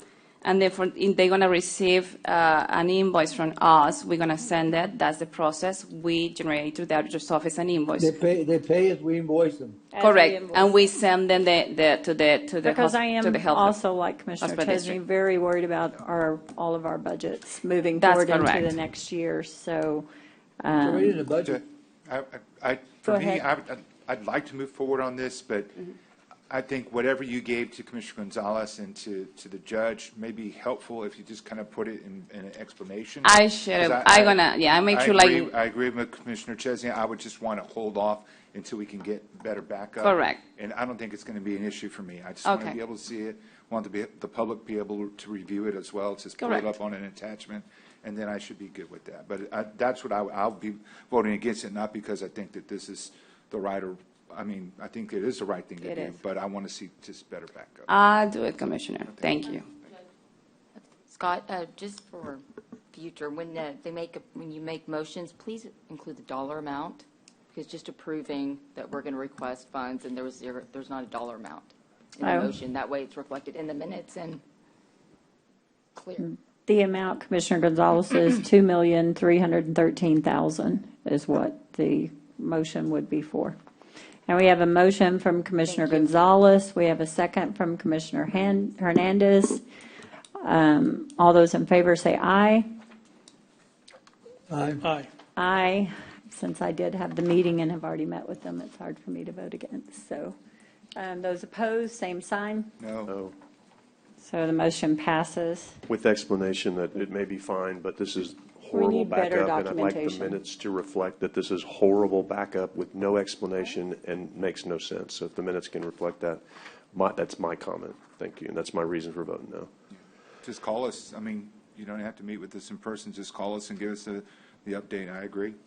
It's Just a not simple phone appropriate. call. We don't have to be in the office. Just let us know, give us a courtesy. I mean, we wouldn't have any problem voting against this 5-0 had everybody given the same opportunity to get an update that you only gave a few members of the court. I have an issue with that. And let me I have a be big issue with clear. that. We had a meeting with Johnny Hip in the hospital district. She didn't give me an update. I met with them personally, so. Whoever, with yeah. Johnny or Well- whoever at the hospital district or whoever. Exactly. It's IDA's responsibility to get that information to us, period. Okay. Agreed. I mean, it's very unfortunate that we're approving an item that only a select members of this court received, and we can't have the opportunity to support it because we didn't get that information to us. I think that's a agree. very bad policy and precedent to have, period, no matter who it is pushing it, right or wrong. So, Hey, Dave. When you do the fixing of this document, is it going to reflect the same amounts? It's the same dollar amount, Commissioner. Thank you. And again, let the record reflect, we got it when the agenda item was presented to us, which is against court policy, that the county manager knows. you're It was right. not in our backup, and it was not posted online.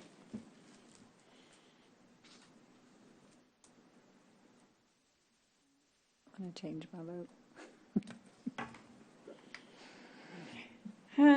Can I change my vote and push this too? Because I do agree with that. It is policy. Can we do that this late, or is it already I done? think you can call it for another to reconsideration. Yeah, I would like to reconsider. It is absolutely court policy, and while I had that information, was not available to everybody else, so I would like to change my vote and be against that.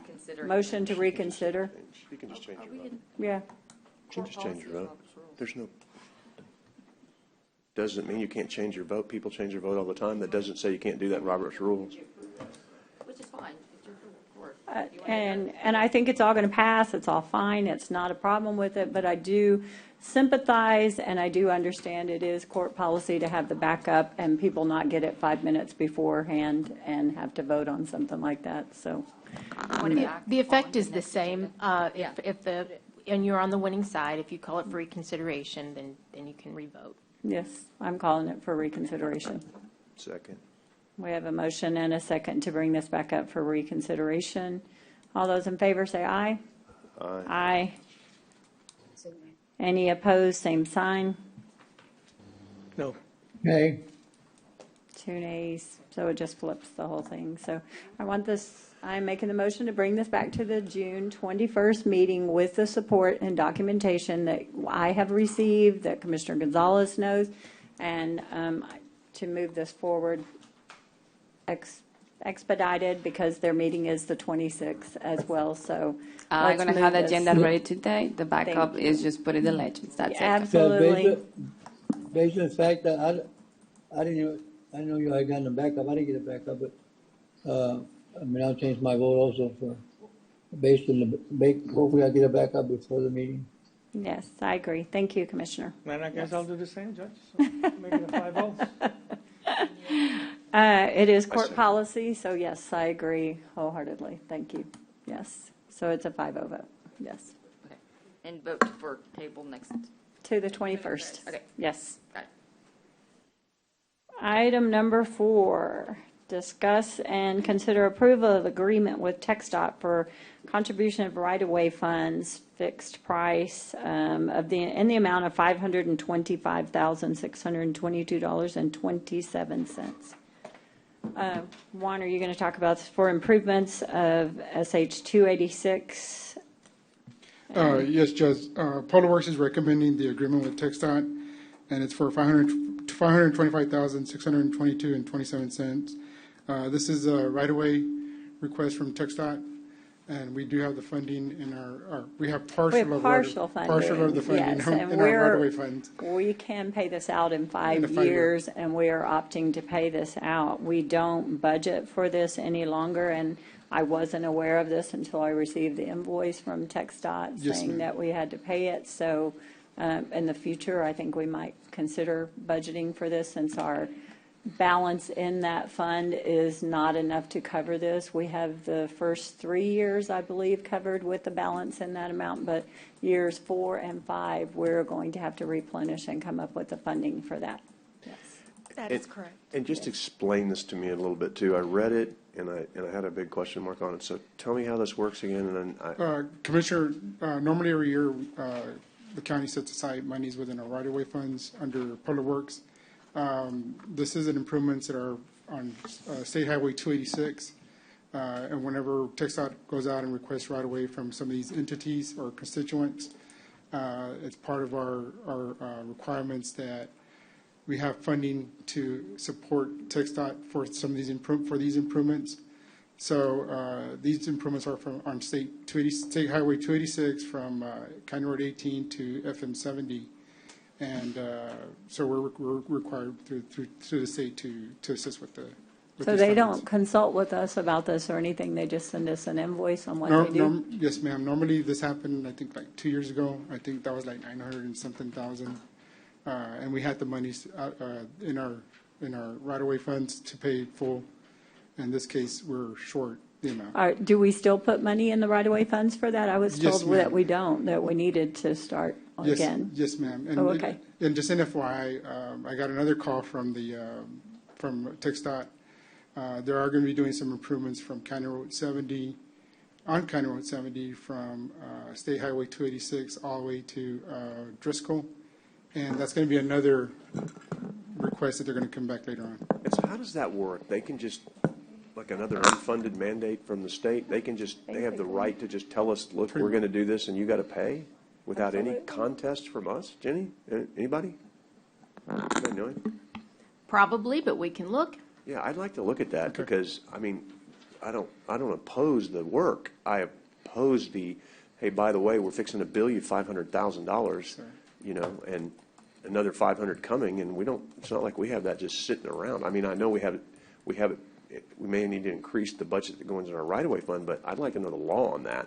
So if we could get an advisory, Jenny, on how they get to just tell us this without us having any input or say, and we have to just trust that their number is right, because I guarantee you we can get it done cheaper than the state can. They're coming in here and their markups are ridiculous, and their contractors charge them out the, you know what? I think our contractors are better here and charge less. So we were also told they only charge us 6.4 4% of the total because we're not considered a big county.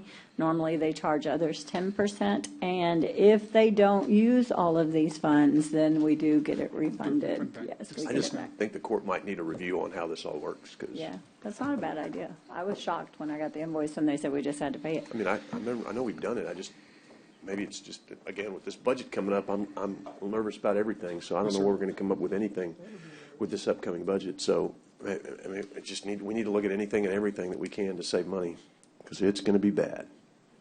So I have a motion to, did I have a motion to pass? Am I forgetting? I need a motion to pass. Begrudgingly. Yes, I will make the motion to pass with the funds and do the 5-year payout. Yes, we have a motion and a second. Any other discussion? All those in favor say aye. Aye. Aye. Thank you. Any opposed, same sign. Commissioner Gonzalez, are you voting on this one? I think he stepped away, and he can't vote unless he's there. No. Yep, you gotta be there. Yeah. Unless he's. It's not like the legislature, Judge, where people push your lights for you. Hey, we could have lunch, just vote. Okay, forget it. So the motion passes. Moving on to item number 5, discuss and consider approving and executing a lease agreement between Nueces County and Texas Boll Weevil Eradication Foundation for the Nueces County Show Barn Armory Building in Robstown in the amount of $4,140.31 per month, effective June 1st. Who's? So move. We have a motion. Do we have a second? Second. We have a motion and a second. Any other discussion? Yes, Judge. Yes, go ahead. So I know that we've been doing this lease for quite some years. I know it's a benefit to the Texas Boll Weevil Association because, as a renter, you don't have to necessarily put concerns or efforts into the upkeep of the building. I know we've had requests on improving the roof, I believe, Juan, is that correct? There's been a request for that. I just wonder at what point or at some point should we consider in the future, right? I'm not going to say that to do that today, but maybe for us to plan long-term as far as maybe creating a contract that we could sell to them, right? Something that's reasonable to them, something that we really get off our hands, because we got to see, is this truly an asset, or is this becoming more of a burden? And I know the work they do is beneficial. I'm glad they're a tenant there. It uses a space that probably no one else would, because it's kind of an unusual, out-of-the-way place behind the old show barn. But at some point, should we consider selling off this property to them, right, at a reasonable, fair market value price that would take it off of our hands as well? That just a discussion. Okay. It's not anything I'm asking to even put into action, but just something so that you could hear this out loud publicly, so that when we do come again up for another contract renewal, that we can start planning in the weeks, months ahead of that to look at the feasibility of does that make sense. And if it doesn't, then that's fine. We move on, continue the relationship we have. They're great tenants. $4,100 a month is very helpful to the county. But, in the short term, if we looked at selling it immediately, we would get an infusion of cash. Once again, going back to the budget, that would, I think, help. So we just got to figure out, does that monthly amount, that lease agreement amount, pay for itself, right? Does it pay for itself, and does it cover the cost, right? Yeah. And so that's just my concern with that. So I will be supporting this today. In fact, I make a motion to support this contract, but just for, like I said, future discussion. Yes, sir. Okay, thank you. Thank you. We already had a motion and a second. Yes. So, any other discussion? Yeah, I got some. Yes, sir. Commissioner. I need to say, I think it's a good point. I think it really will benefit us to consider selling the building, getting rid of it. Because I'm not sure the money that we make from there, where does it go? Where is it spent? If it goes back to the building, under the Nueces County or the building itself? Or does it go to the funds that we give them every year, I think it's $100,000 or more? You know, how are we utilizing that money that we're making from that rental? And, I mean, if it's going right back to maintenance and we're not even looking at it, well, maybe it's worth selling it and get rid of it, and then we make that money. So that was just my, I don't know, Commissioner might, maybe, might want to look into it and, you know, and come up with, maybe a solution and, you know, what the difference would be. And so, you know, I think that it's something very worthwhile to look at and, you know, but I'm concerned mostly about the money. We talk about almost $50,000, you know, from that venue. So, where does it go? Where does the money go to? Can we identify that? Is it building funds? You know, what building funds? But anyway, Judge, that's my thing. I think we need to identify the monies, how much, where do they go? You know, what are we using for? If we're not benefiting by it, but I mean, maybe it's worth selling the building. So I think I would encourage Commissioner Martis to, it's a good point, look into it, and, you know, bring us maybe a couple options and let's do what we need to do. Yes, sir. And it's a 3-year term, so we could start roughly 2 years from now, and it could take up to about a year, I'm sure, to have discussions and check the feasibility. So that's something I'd be willing to do with Juan, Edward, whoever else it needs to be included, beginning in May of 2025, just to give us about a year out, and of course with legal as well. Is there anything in our contract that precludes us from selling it as, I mean, people sell rental property all the time. Is there something that says we can't sell it under? Right. Within the contract, I can find out before too long.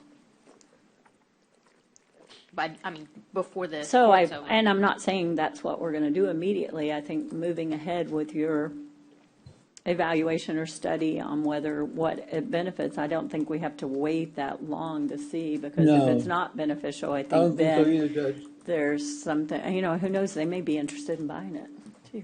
So, yes.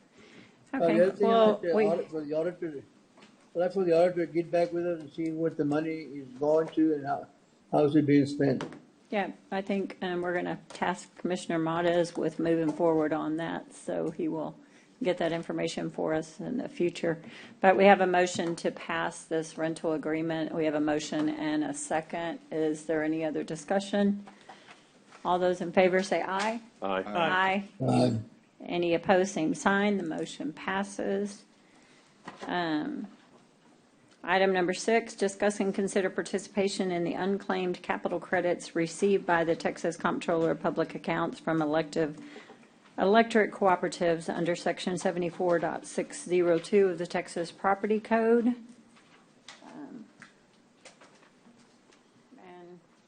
Yes, Judge, this is something, yes, it's just a request, and the county always participates in this kind of program. So it's just bringing it before the court, just to, again, to this, as the court decides to participate again on this unclaimed capital credits. So move. Second. We have a motion and a second. Is there any other discussion?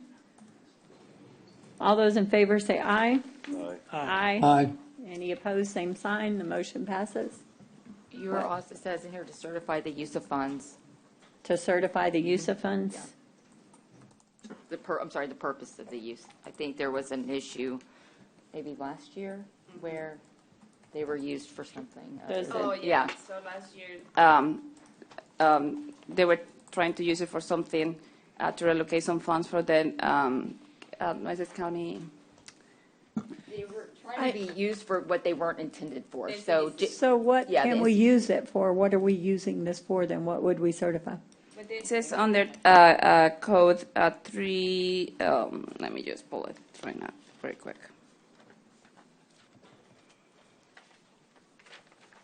General uses say. Section 381.004, and the general capital credits can be used mainly for this economic development, Judge. Yeah, business development, economic development, advertise the county, its vicinity. Yes, all small these kind of businesses, things. development, that's correct, to improve the extent which Comprehensive women literacy marry. programs, encouragement, promotion, improvement, application of the arts to support a children's advocacy center. That's correct. Yes. So as Okay. long as between, and the court always approves this, to do it between this, the law, what is the three, it's, that's correct. In the past, it's always gone to CASA, I believe, to the It's children's. gone to To the children's to advocacy. CASA. Mhm. Mhm. I believe that it's previously gone for the family protection fee account, and then That's it's correct. allocated out as, yes, it's allocated out to the CASA, the Purple Door, Children's Advocacy Center. But that's for next agenda is about that. This is just a renewal of what we've done before, isn't That's it? correct. This is again, it's just to participate again and to get the funds. That's it. That's But only it for says 6. to certify the purpose, then the certification would be that the purpose, funds have to be used on what their allowable uses. So we don't need to say any more than that. Yeah. Got it. Yeah. Yeah, for Okay. the record. And then number 7, discuss and consider authorizing fiscal year 22-23 $30,000 budgeted allocation from the family protection fee account. Contracts, authorized contracts for $5,000 each to the Special Advocates CASA of the Coastal Bend, Children's Advocacy Center of Coastal Bend, Family Counseling Service, Nueces County CPS Community Partners, the ARC Assessment Center and Emergency Shelter, and the Purple Door. This would be a total allocation of $30,000. So moved. Second. We have a motion and a second. Is there any other discussion? All those in favor say aye. Aye. Commissioner Gonzalez? I made the motion. Aye. Okay. I'm Oh, sorry. sorry. Aye. Yes, okay. I'm sorry. That's okay. Must be the medication early. We're good. You're We're pretty good. clear We'll keep you today, on your man. You're toes, sounding yes. pretty clear to me. Okay, item number 8, discuss and consider allocation of American Rescue Plan Act, ARPA funds to the Department of Public Works for the Nueces County Courthouse and Jail plumbing replacement, repairs, and related matters. As you all know, we've had that issue come up since I came here in January, and we have got to get some major work done on our How plumbing. much are we talking about? What's the amount? Juan, did you have the estimates? I know we had talked earlier about 1 million, but is that for the easy repair, or is that to get the job done? Judge, Commissioners, and this, I know we had talked about $1 million. I know that we're looking at probably evaluating the existing conditions. I know they're in poor, some of them are in poor condition. I would say a whole lot. Yes, ma'am. Yes, and we did replace some of the piping yesterday morning downstairs in the first floor, and took some pictures of that. So it is in pretty bad shape. So we would have to prepare some specifications, Judge, and then get with some contractors to give us some proposals to repair the piping system. So estimated right now is about $1 million, Judge, Commissioner. Oh, I'm not sure what the. I would say $1 million right now, but I don't see a backup, so maybe we can. There's no borrow one, right? backup, so we're going to have to bring this one Apologize. back too, so there's no way we can move forward on this. I would say bring it back I have a motion to bring it back to the 21st agenda. Second. We have a motion and a And second. And then as the backup, can you prepare the as a more detailed, backup of what it's going to be? And then we need to know too, from Lulu with that backup, how much we've got left. Yes, sir, we will. We'll take care of it. Yes. Thank you. Did we vote on that? I'm sorry. No. Okay. To We table. voted to table. I don't think we voted. No, We didn't vote. We had a motion and a second to table. All those in favor again? Let's do it one more time, make sure. Aye. Aye. Aye. Bring it to the 21st meeting, yes. Aye. On item number 9, I have been asked if we want to take it to executive. We have another item relating to that in executive.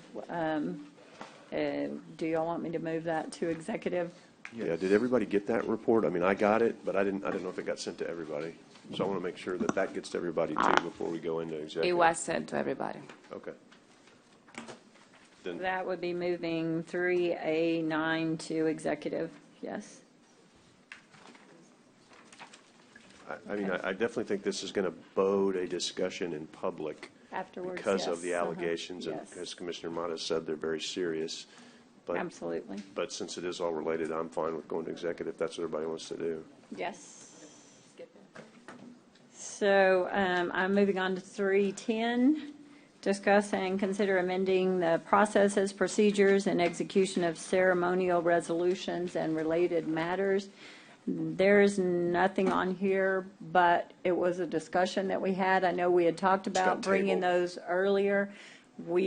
I did talk to the county attorney, and we did contact the city about that. And if you want your signatures on something, it has to be brought to the court. If it is just the county judge signing, we can do the earlier thing.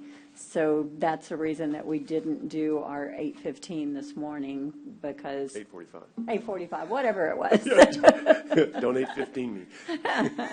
So if we want it to be a resolution proclamation authorized by the county of Nueces, then it will have to be our regular agenda at 9 o'clock meeting. If we want it to be something separate that is only signed, but it wouldn't be on behalf of Nueces County, it would be on behalf of the Nueces County judge, then it can come previously. And I assume that we would probably want to just keep things the way they are with all of our signatures on them. I thought what we had done, though, and I need to go back and look at the minutes. I apologize if I'm not remembering. I thought we had made the motion to just change the resolutions to 8:45 and figure it out later and then come back. Did we not do it that way? Am I just not remembering right? 'Cause We did, but that was part of this because we had resolution. This next meeting, they were asking me, well, are we going to do this at 8:45? I said, well, we can't. We need to figure out how we're going to do it. I'm sorry. I thought the motion was, and I need to go back and look, but I thought the motion was to start the meeting at 8:45 with resolutions, and then the regular meeting, the rest of the meeting would start at 9:15, so that everybody else we could do resolutions first. But Still we'll as a still court. gavel in Right, as a right, meeting, right. and yes, Right. okay. But The only thing that's going to change is the time. Just in the morning. 8:45, That's it. yeah. Right, I thought that's what we said, but I'm not sure, so I'm not. Oh, so then that- I misunderstood. No, That no, was no, my no, bad. I'm not sure you did. Yeah. But I'm saying, until we want to do that, we could still do the resolutions first, get everybody here at 8:45, the rest of the meeting continues at 9:15. We just put resolutions first. So gavel that in, people coming for 8:45. other Right. things aren't sitting here if they don't want to Right. be here, that the actual meeting will start at 9 and Or 8. 9:15, or Yeah. whatever we come up with. But then if you don't have any or nobody's here, we're sitting here for 20 minutes waiting for people to show up. No, it would still be the Yeah. meeting. That's what I'm trying to say. The Well, then meeting it's would really start at defeating the 8:45 purpose. with It's like resolutions. people are going to get here early anyway. If they get here early, the way you post it, you put the resolutions at 8:45 and regular meetings start to 9:15. You post that on the agenda. So if we get through with resolutions at 9 o'clock, then we can't start the regular meeting until 9:15 because Or you it's can posted. say 9. I mean, you Yeah. can say 9 if you want to. I'm just throwing that out as putting resolutions first is all I was trying to get to. They 'cause- already are first. Yeah, it's just the regular business begins immediately after resolutions are complete. Right. You just got to let the people that are It's going to come in early, let them basically know what like time to Commissioner start. Hernandez said, it's the same thing, we just start a meeting at 8:45 instead of 9. Can I say a couple of words, Commissioner? Yes. I just, I don't want to go back again to change the time. I think if we do 9 o'clock to 9:15 resolutions, if there's none or whatever, I don't think there'll be a time where there's none. We start the meeting, right? I mean, 9:15, the official meeting starts. So, unless you haven't finished, but, I'm not for going back again, thinking another time. So 9 o'clock would be for me. We're starting off with resolutions, and for the judge signs them by herself, it really don't make a difference to me. So I she's think- signing on behalf of the county anyway. So, but anyway, that's my deal. I mean, we're going to do that. We're going to do 9 o'clock for 9:15. 9:15, the meeting starts. See if we're ready. I have one final question. Yes. Will the prayer and everything else that goes with it, will it start at 8:15 or when the initial meeting starts? 8:45, but no, it would start at the 9 or 9:15 meeting, yes. Yeah, it was just literally gavel in, do resolutions at whatever time you want to do it, and then everything else starts. That was all I was, if that's what we're going to do. And I'm with Commissioner Gonzalez. I don't know if it matters one way or the other, have people's signatures on it or not, but whatever. And so we're probably spending more time on it than we anticipated, so we can move Table on. it for longer. Yeah, whatever, More until somebody discussion comes later. up with something a Yeah. little more solid. Okay. So motion to table 10 to June Indefinitely. 21st, Second. maybe. Yeah. I'm just kidding. June 21st. Indefinitely. Or just, yeah, that's fine. Table indefinitely. Until we come up with a plan. Yeah, Yes. that's fine. Okay. We have a motion and a second. All those in favor say aye. Aye. Aye. Commissioner Gonzalez, did we lose you? Are you in? Aye. Okay. Sorry. Item number 11, discuss and consider the next Commissioners Court meeting date and related matters. We have a special meeting called to open the bank, or to vote on the bank applications on June the 14th, a one-item agenda meeting. And then our next regular meeting is June 21st. Does anyone? Just as a reminder. I will all be out of town, yeah, and all three have to be here physically in person. the rest of Or you it doesn't have to work. be here because Commissioner Chesney and I will both be gone. So in order to have the meeting, you'll have to be present. Other plans for me, I'll be here. Yeah. Thank you. All right, so moving on then to, there's nothing we need to vote on for that because we already voted on the June 14th meeting at the last, Public Works. I'm sorry, Judge. Yeah, go ahead. Back to the special meeting, can we start it earlier? Oh, is there a time? We don't have, I don't know if we have. We set it for like 8:30, just. What time, Commissioner? 8:30? We can do Just that. kind of get it in and out. Yeah, Okay, it's so next one meeting, item thing, so, 8:30? yeah. This is a Okay. special meeting, yeah. That's Just correct. the 14th. Yeah. Okay. Commissioner Gonzalez, you got to agree to that because it's the Yeah. three of y'all, not us. Yeah, I'm sorry. Are you okay? The rest of the court is okay with that? I'm fine with it. Commissioner You need to Gonzalez? Commissioner Gonzalez, you're on mute still. Are you okay with, yeah? I'm there at 8:30. 8:30, okay. That's the spirit. Thank you, sir. I have to take a hospital bed, it's okay. Bring your pills. Okay, now moving on to B, Public Works. Item number 1, discuss and consider acceptance of Rabbit Run Drive and Coyote Trail into Nueces County roadway inventory for maintenance contingent on the South Prairie Estate Unit 2 Homeowners Association. You want me to go, Commissioner? Yeah. Yeah. I'm sorry. Go ahead. Yeah. I'll jump in, don't worry. All right. Judge, Commissioners, this is a Rabbit Run Drive and Coyote Trail. This is a subdivision that wasn't approved a while back due to the some culverts not being installed with the developer. The Homeowners Association have contacted Commissioner and myself and are requesting that if they install the culverts per the plans and specifications, that if we could accept the roads for maintenance. As part of this contingent agreement is that we'll be out there once, if approved by court, to look at the elevations once the culverts are installed, and then we'll recommend to the court to go ahead and accept the roads in our maintenance part of Public Works. And on this one, so for the court's edification, the county attorney's office had recommended we not do it contingent, which I don't really understand why. So I need to understand why. What I need to be able to make sure is let the neighborhood know that the court's intention would be to do that, because it's kind of a they're doing these culverts based on and spending the money on these culverts based on our representation that if we do that, that assuming that the court approved, that we would accept those roads. So we're kind of in a little bit of a sticky wicket here in the sense that I can't speak for the court, obviously, and so the court would have to vote on it. And I don't want I don't want to misrepresent to them that if they do these culverts that we'll accept, that's going to be Juan's recommendation, and that's going to be my ask of the court. But I wouldn't want them to go put in these culverts and then the court come back and say, oops, no, we're just kidding. So my thought was to do it as a contingency, but I'm not sure why, but Kent responded and said he didn't think that was a thing to do. So I need to understand why that's not the thing to do, because I'm certainly willing to listen to that, but I also want to make sure that we don't encourage these folks to do something and then we don't support it. So that's the box that this one is in, right? And so I need a little help, I guess, Jenny, as to why. Can I say something? Can I say something? Yes. Hold on.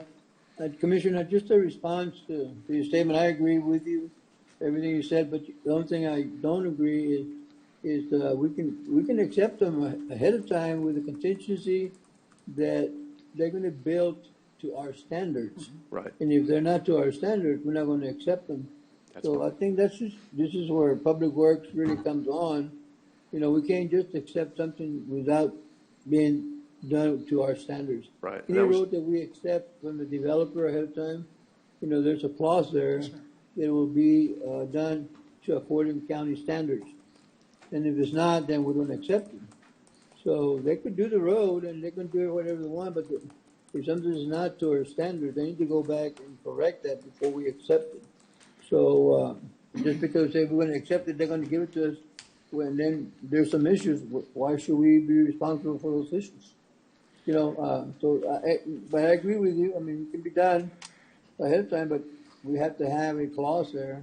So why now you can come in if you want on the and it's not only the road that we have to consider, or Public Works has to consider, is drainage. You know, is drainage going to be improved?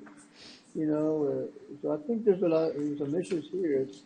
Yeah, we can approve it, and I don't care. I mean, I don't mind approving it with a clause, but they are going to build it according to our standards and the improved drainage conditions. I mean, so I don't know, Juan, might want to jump in there. And Yes, sir. And I agree, Commissioner. I think you're good. Okay. And I agree, Commissioner. I think the main items that was still left in the subdivision a while back was that there was 4 culverts that weren't installed per the plans and specifications that were designed by the engineer. And those are the 4 culverts that the homeowners association will be installing as part of this acceptance of the roads. My understanding is that the roads were installed per the plans and specifications during the time of the development. So the only item was just those 4 culverts. There are 4 24-inch culverts, and they're pretty much together. And that's all they would have to do in order for us to accept it, or that we would recommend. And that was, the original ask was just to do this as a conditional approval, but Kent kicked it back, and I don't know why, and that's what I don't know why, I'm not sure I agree, and so I just need a little further explanation so the court has full disclosure and can make a decision. I don't understand why we can't do it as a conditional based on what Commissioner Gonzalez says, what I've said, what Juan has said. The risk is that it could be argued that it is an acceptance and that the condition, without being very clearly articulated, and hopefully we would ask for a report back from the county engineer that it has been done successfully, that be brought back to court with a possible vote to say, yes, now it is done, so that there's an end to it, it's done, it's not, there's no question about it anymore. It can be brought back to court with the report that it's been done successfully. So if you would like to give me a motion that would be specific for you and satisfy you, because I just want to make sure that these folks know that if the court's willing to do it by their vote, that they can go build the culverts in good faith as long as they build them under the standards that Public Works dictates. Yep. Yeah. So if you want to try that, you can recite it, and I'll say that's my motion to Kara. Well, if you could call it back, because this is brand new and I don't want to do that on the fly and make a mistake. Sure. You want to try to write it and we'll come back after executive session? Please. Yeah. Okay. That's fine by me if you want to try shoot one out there, because it's just, like I said, I think we can get this done. I just don't want to make them build their culverts first, although they need to anyway. I get it, but they're doing this at our request so that we can accept their roads. And we want to do that. And don't forget, once we take the road, then we maintain the road. Right. It's going to be our responsibility. Yep. That's correct. Okay, well, we'll bring that back. Move on then to, there's no action until we come back after that. Item B2, receive a presentation from Turner Ramirez on Constable Precinct 5 Calderon building renovations. Turner's not here, it's going to be you. Yes, ma'am. Connie, I think there's a drawing, Judge and Commissioners, this is some improvements to the constable's offices. What it includes doing some ADA accessibility to the building and about approximately 1,200 square feet of improvements. Let me jump in. I'd be remiss and be unequitable if I didn't say that there was no backup on this one either, Judge, when we got this. Right. So The drawing wasn't. it's just a drawing, but if we're going to have to, If we're gonna follow the if it's just a rules, presentation, then, but it says discuss and approving recommended funding sources, discuss to obtain cooperative bids. I mean, there was literally zero in my packet on this. So again, I don't know. I apologize. No. I mean, and again, and she's not here, but I'm going to say that the duty of the county manager is to ensure that the policy of the backup of this court is done.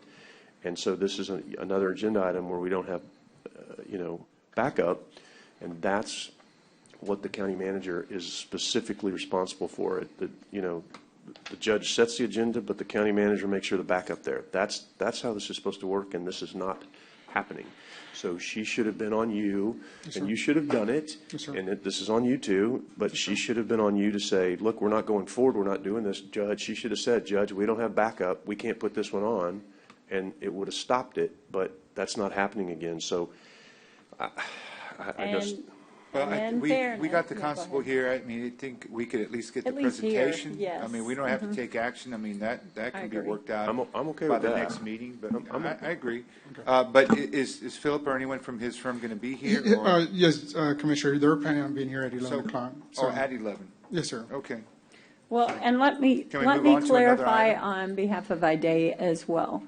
In our discussions, and not anything on your one or anything, if this is put on by a commissioner, we do not pull anything, whether it has support or anything else. We do not pull commissioners' agenda items, or they have been told not to. I hope they haven't. If they do, you need to let me know, but yes. I see Philip's here. Come on up, Philip. I know we can't move forward on anything, but we'd love to hear about it since you're here and you don't.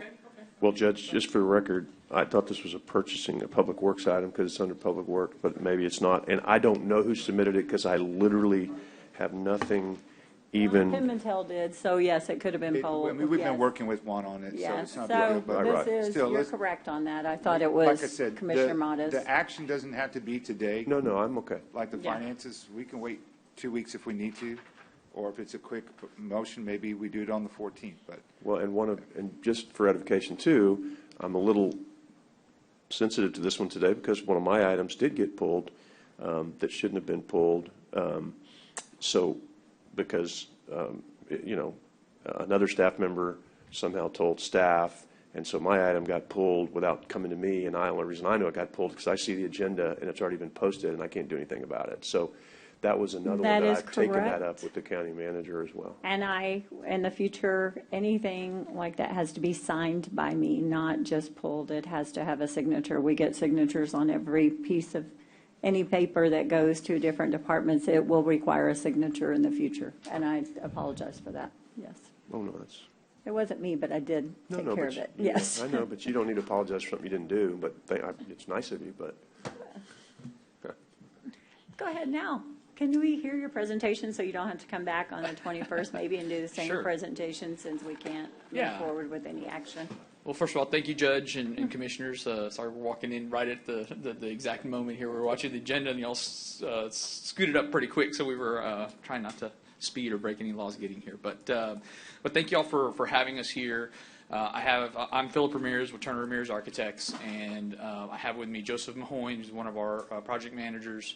And he has been working with the constable. Obviously, we had earlier this year completed and cut the ribbon on the Calderon Clinic as well. And so one of the Other projects we had initially discussed as we were looking at that building that needed some renovation was the constable's office that is there in the Calderon building there in Robstown, and talking to Commissioner Mates about the needs of the constable there. And so we began to kind of take a look at that. There was some old leave over legacy type stuff that was in that space. I think there were some holding cells back from way back when that we. I went and looked. Yeah, yes, ma'am. Yeah. So there was some legacy stuff that kind of sort of made that space inefficient for the needs and the uses of the constable.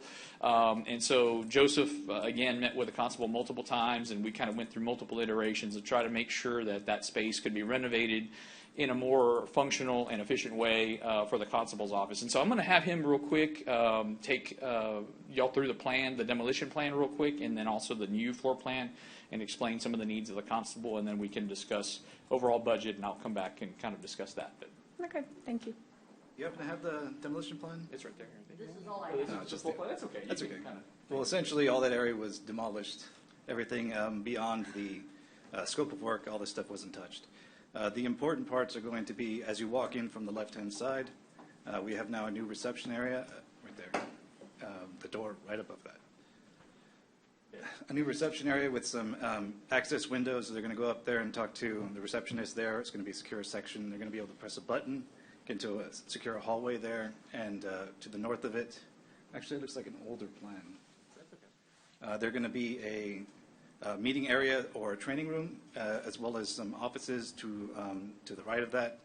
That's going to be the patrol offices, as well as the chief deputy office. And then to the bottom right is going to be the constable offices, and to the left of that is going to be the bullpen for the rest of the staff.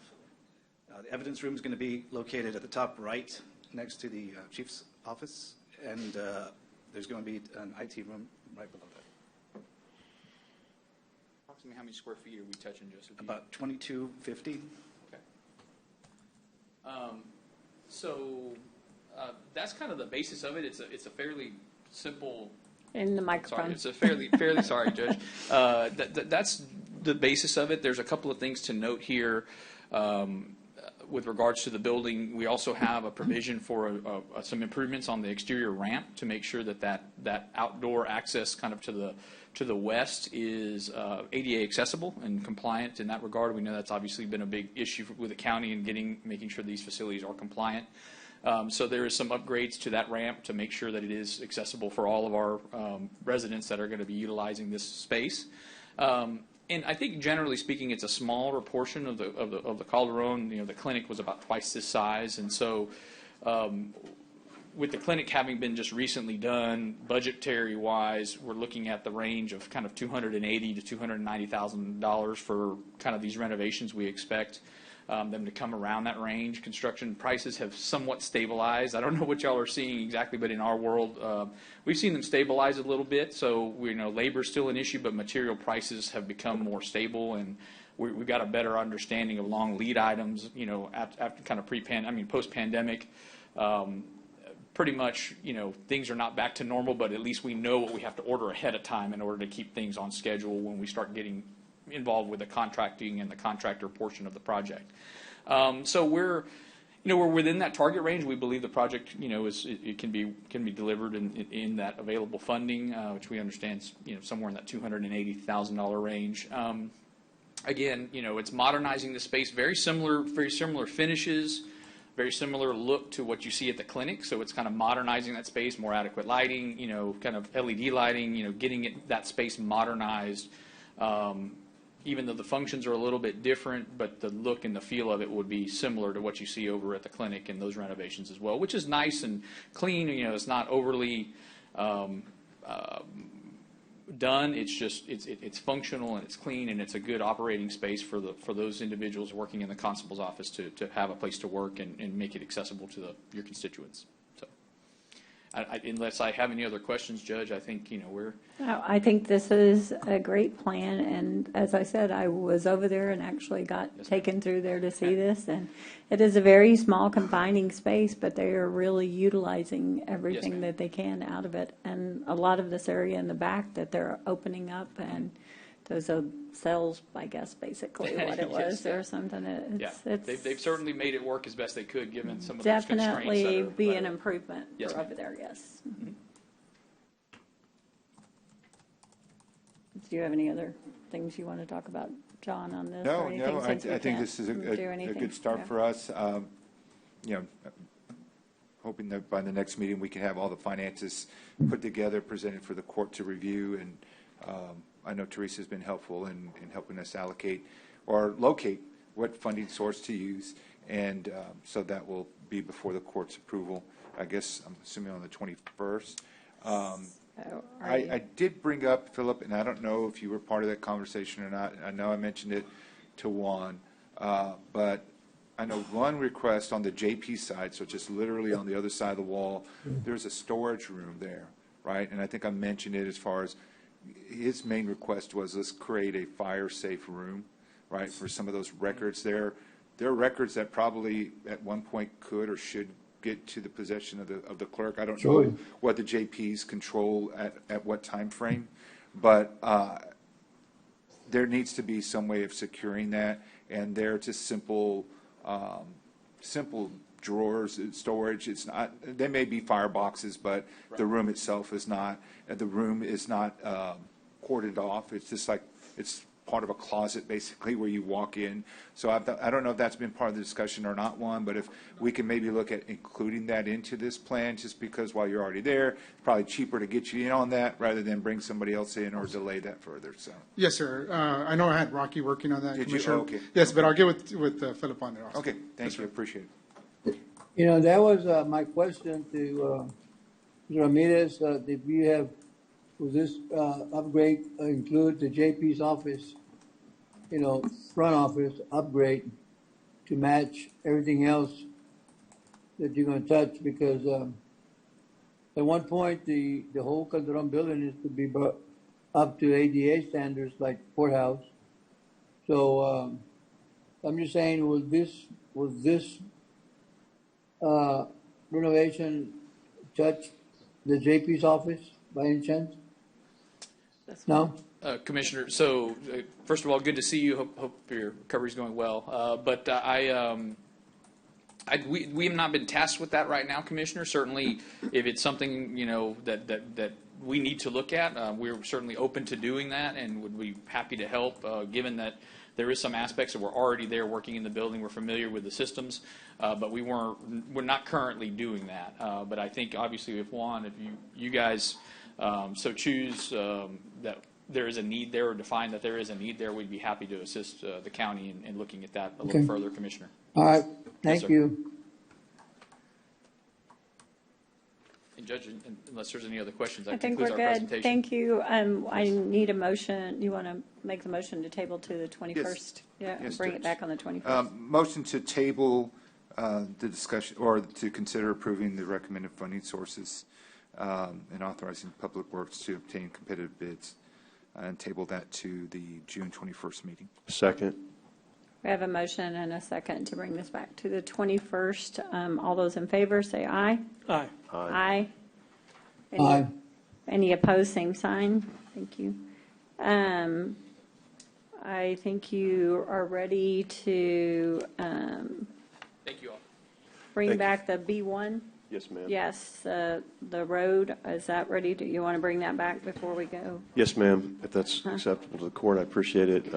Judge, this The is Rabbit Run Drive in Coyote. Mhm. right, and this is the motion as proposed by the county attorney. Motion to accept Rabbit Run Drive and Coyote Trail into the Nueces County roadway inventory for maintenance upon report to the Commissioner's Court from the county engineer that the South Prairie Estate Unit 2 Homeowners Association has satisfactorily completed drainage improvements as shown on the South Prairie Unit 2 construction drawings. I'll forward this to you, Kara. Just need a second. Second. We have a motion and a second. All those in favor say aye. Aye. Aye. Any opposed, same sign. The motion passes. Thank you. Thank you, Jenny. Then we don't have Thank to you, bring. Judge, for letting me bring that back. Yes, no problem. Item number 3 is discuss and consider authorizing and approving supplemental agreement 3 with Hanson Professional Services 1, and I'm told there's no backup on this as There's well. no backup? No. There was nothing turned. Does anybody else have it? Is it just There is mine? There's a supplemental agreement number 2? There's a supplemental agreement number 3, Judge. It's on Oh, the. it is? It's on the back It's on the, of a page in the packet. It's hard to find. okay, If you go, maybe the next one. Oh, okay, well then we'll move forward. Can y'all Yes, pick okay. up the volume on the speakers by any chance? Pick up the volume on the speakers, maybe. we're trying to be real quiet, Joe, so we don't bother you over there. So go ahead, Juan, then. If we've Yes, got a ma'am. supplemental agreement, let's sleep, get man. something done. Yes, ma'am. Judge and Commissioners, Public Works is recommending the supplemental agreement number 3 with Hanson Professional Services for the stormwater management services. And they've been doing this for the past few years, and this helps us stay out of trouble. And I say this, but This with is- TCEQ. With TCEQ. This Yes, is ma'am. their last renewal on that This will contract be their as last well. renewal. Yes, Yes, okay, yes. Do I have a motion? So move. We have a motion, and can I get a second? Second. We have a motion and a second. All those in favor, say aye. Aye. Aye. Aye. Aye.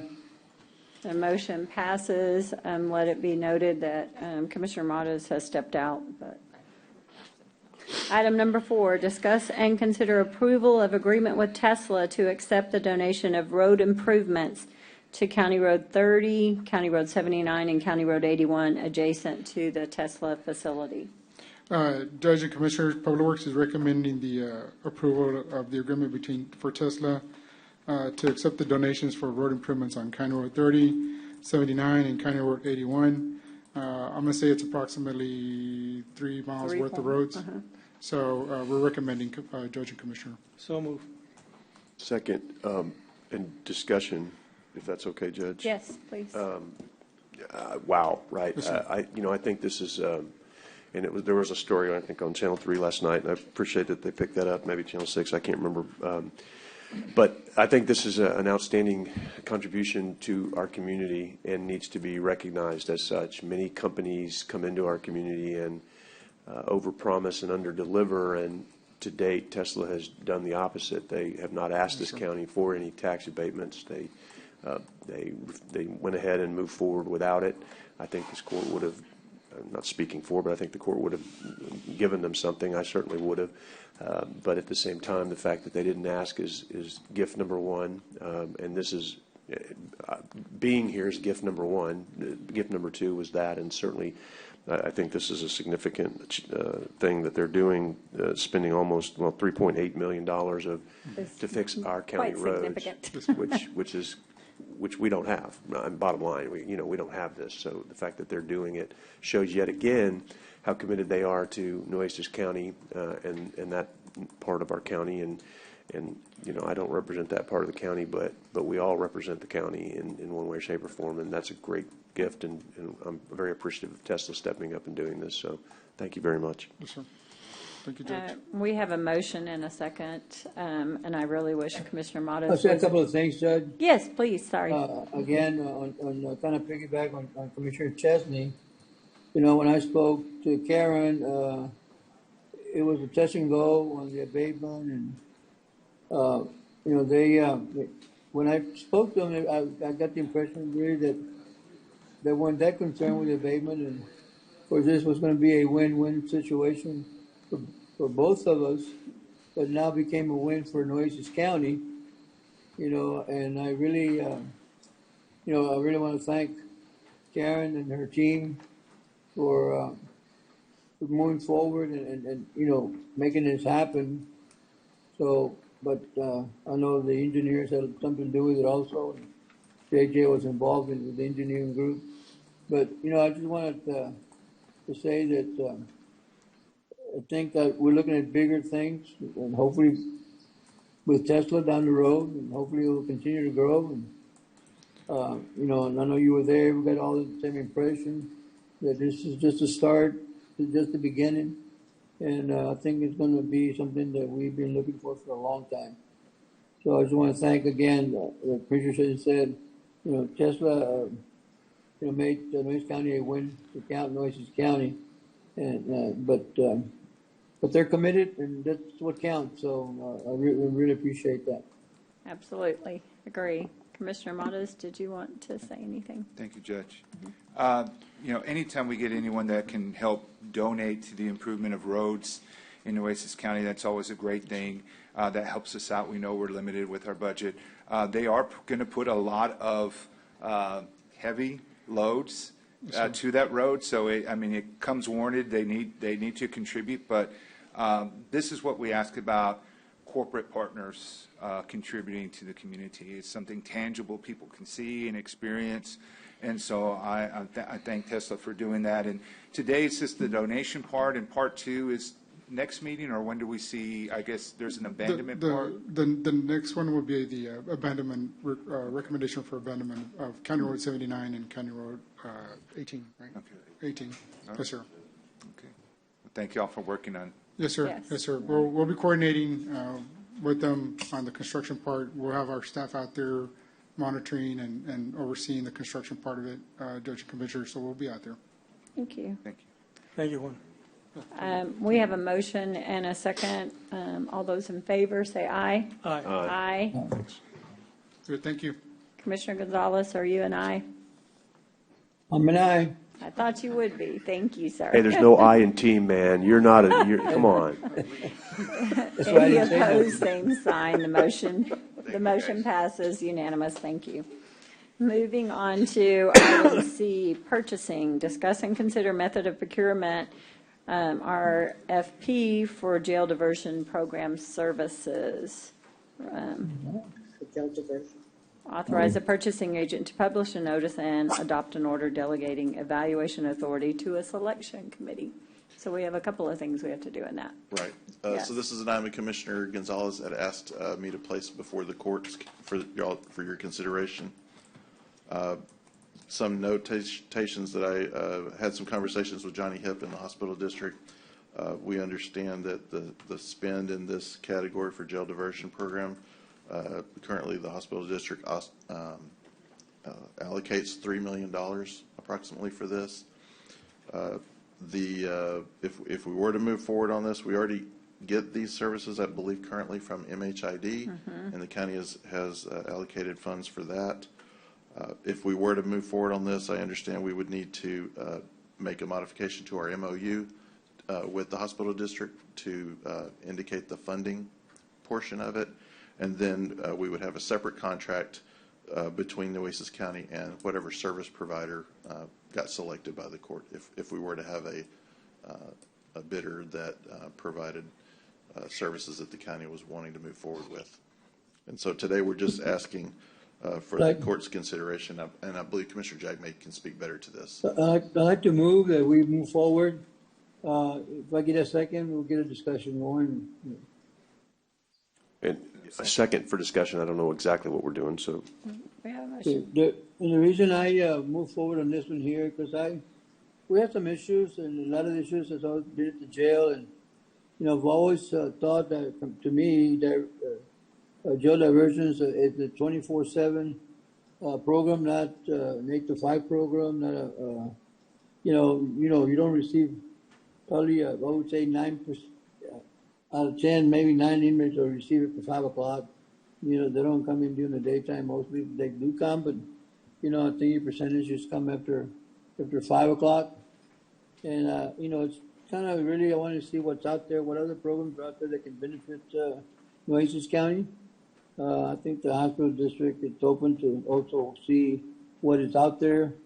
I'd like to thank Johnny Hip for working with Michael's team to put this thing together, to come up with a process of what we're looking for.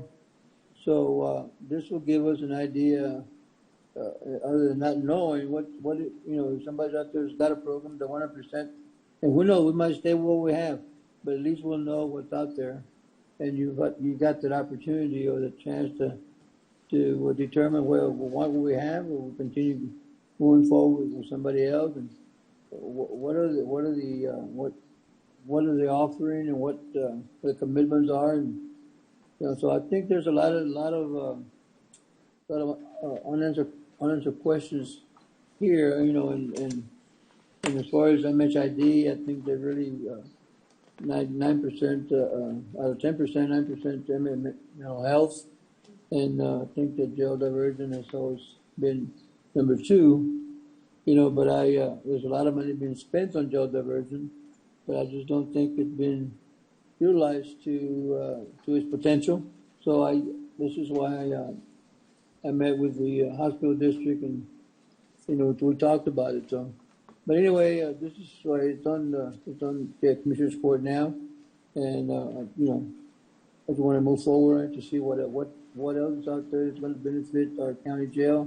We're going to benefit our reduction of inmates, and how we're going to benefit in serving the population that needs to be served 24/7.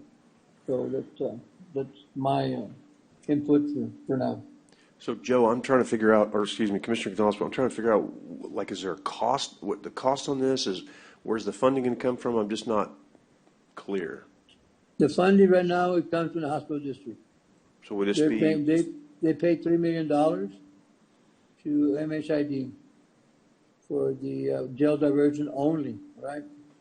That does not include the mental health. It's the jail diversion. So this is where the money will come from. You know, there might be an opportunity where the hospital district will probably maybe pay less. I don't know. We just don't know what's out there. We don't know who can offer what.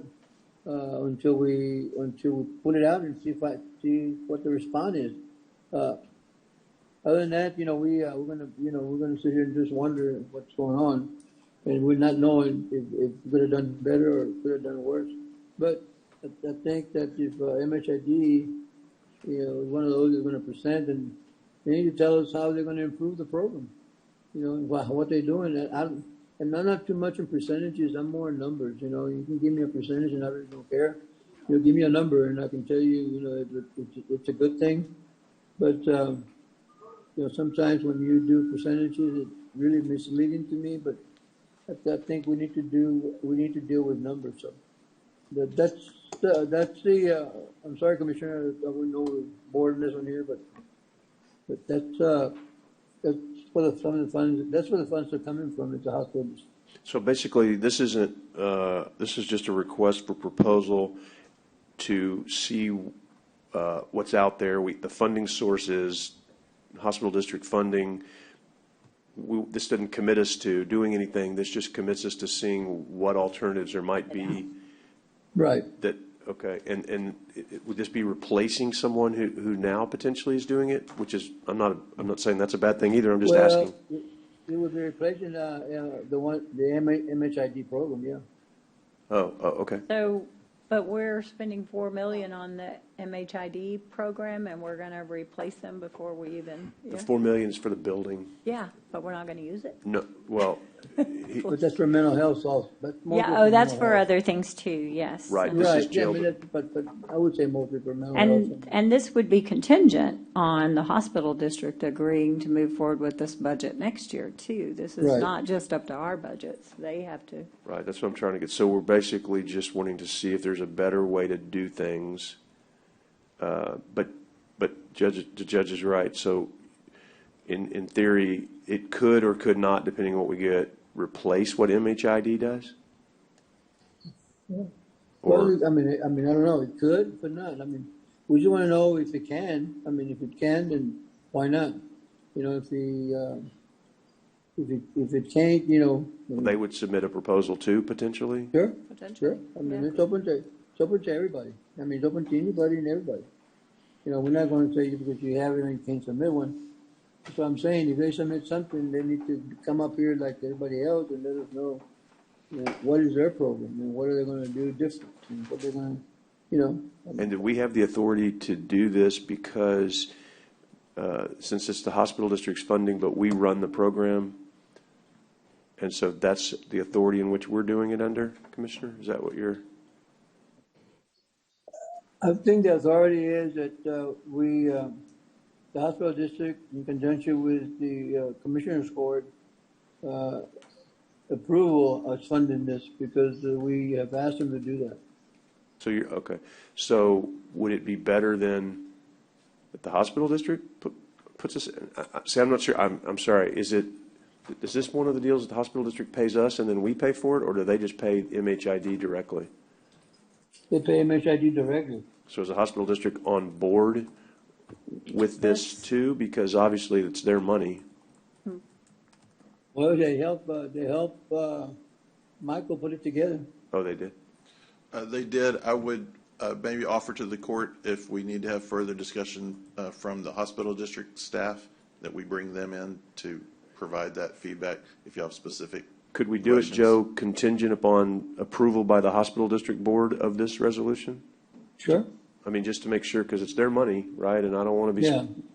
Spending other I don't people's, have a that's problem true. with that. I don't have a problem with that. Would that be, okay, so maybe we would, and that would satisfy too what Michael's talking about is, so then if we could amend that motion and second to include a contingent upon hospital district, not moving forward until the hospital district approves it, or the hospital district board approves it, then. Approve the idea of going out. Right.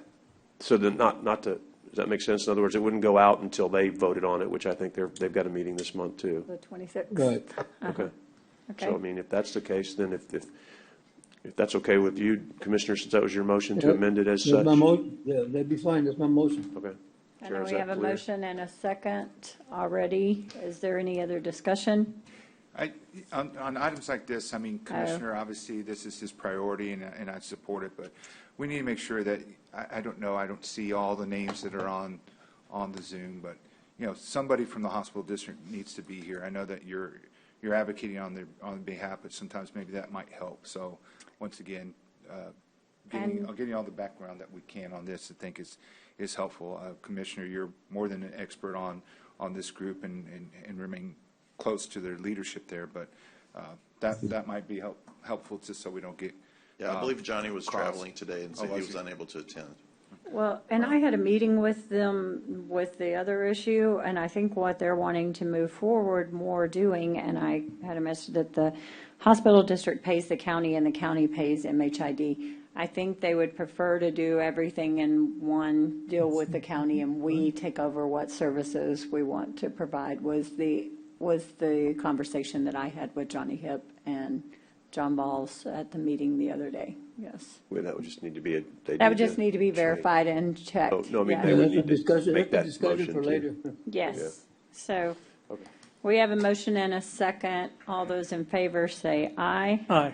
Aye. Any opposed? Same sign. Oh, sorry, Commissioner Gonzalez, did you say aye? I keep forgetting. We. Yes, sir. See, I told you there was no I in team.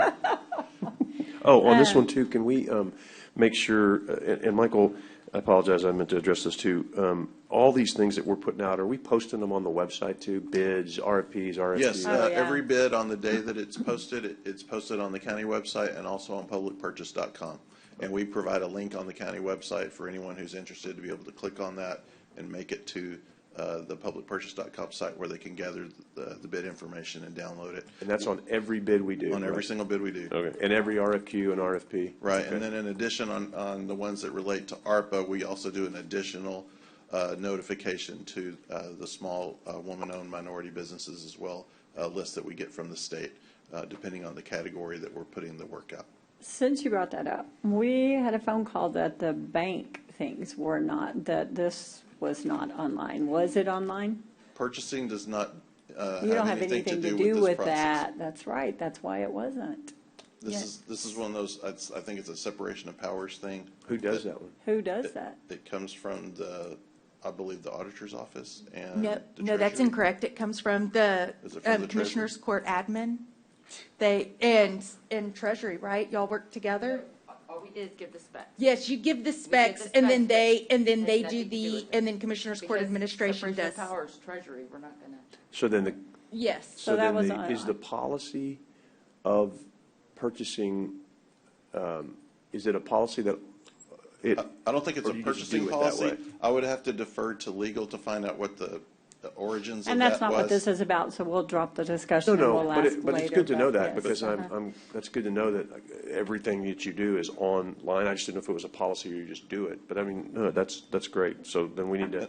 And we also advertise in the Caller Times as well. That's Okay. how. No, right. The official. But we need to make sure that whatever county admin does, that they follow the same policies that purchasing uses to get these things out, because obviously that didn't get out to some of the institutions, which is kind of a bummer. We got one phone call, yes. I received a phone call too. I don't know if it's from the same. And I wasn't sure if it was my office, since they came to my office, but I wasn't even aware. Moving on. Hey, I'm Michael? sorry. Michael? Michael's already sat down. He's coming back. Michael? Yes, Commissioner. Michael there? Yes, I'm here. Hey, I just want to thank you and your team, man, for all the work you put into it. Really appreciate it. And I know you had a timeline on this, but I really appreciate you and your team. Well, I appreciate those kind words. We'll do the same for anyone that asks of those services. For us, our job is to serve the elected and appointed leaders of the county with whatever your goals are. So glad to help. Thank you. Thank you. Yeah. Bye-bye. Did you have something, Teresa? I just wanted to make a statement about the applications for the depository. We used the process that was done in 2017, and the applications are not online. They're hard copies that have to be picked up in our office, submitted hard copy to the judge's office because of all the backup and data and stuff that We knew all that that. goes We were with it. wondering how And we so get it out to people to know that it's up for. the Caller Times. We publish it for 3 weeks. In the Caller Times? Yes, ma'am. And That's it's the only posted in the place? courthouse. The notice that we're going out for applications is published. It's in the front of the courthouse, and it's also published with the clerk's office. Okay. Right, so I mean, at the very least, we need to add to that. So whatever we need to do to add to that so that it's published in all those other places so that people get wind of it too, because not everybody reads legal notices in the Caller Times. And I mean, if you're not a bank walking around looking on the front. So just to get it out. Okay. I mean, we want to Anything make sure. we can do to increase Just the that, to notice, make I it guess, more. Just the notice, but the open. application itself would be physical Yes, hard copies. yes. Okay. Thank you. Yeah, just a notice. Yes, Right. sir. Yeah, thank you. Moving on to item D1, approve the budget change order number 15 for fiscal year 2022-23. Lisa? Good morning, Court. I respectfully submit budget change order number 15 for your consideration and approval. Most items are of a routine budgetary nature. Please note that the 347th District Court is requesting to utilize salary savings due to personnel vacancies and will cover the costs of the temporary with their salary, of that temporary cost with the salary savings generated from those vacancies. Also, both the county library and the law library previously had funding, had submitted a budget change order for funding for the security system upgrades that were reallocated to the wrong budget category. This will reallocate the budget to the corresponding category that the actual expenses will be posted against. If the court doesn't have any additional questions regarding any of the other items on the budget change order number 15, we respectfully request your approval. So moved, Judge. Second. We have a motion and a second. Is there any other discussion? Sorry. All those in favor say aye. Aye. Aye. Aye. Any opposed, same sign. The motion passes unanimously. And now we are ready to go into executive session. Is there anything we passed that I need? We already took care of your one, yes.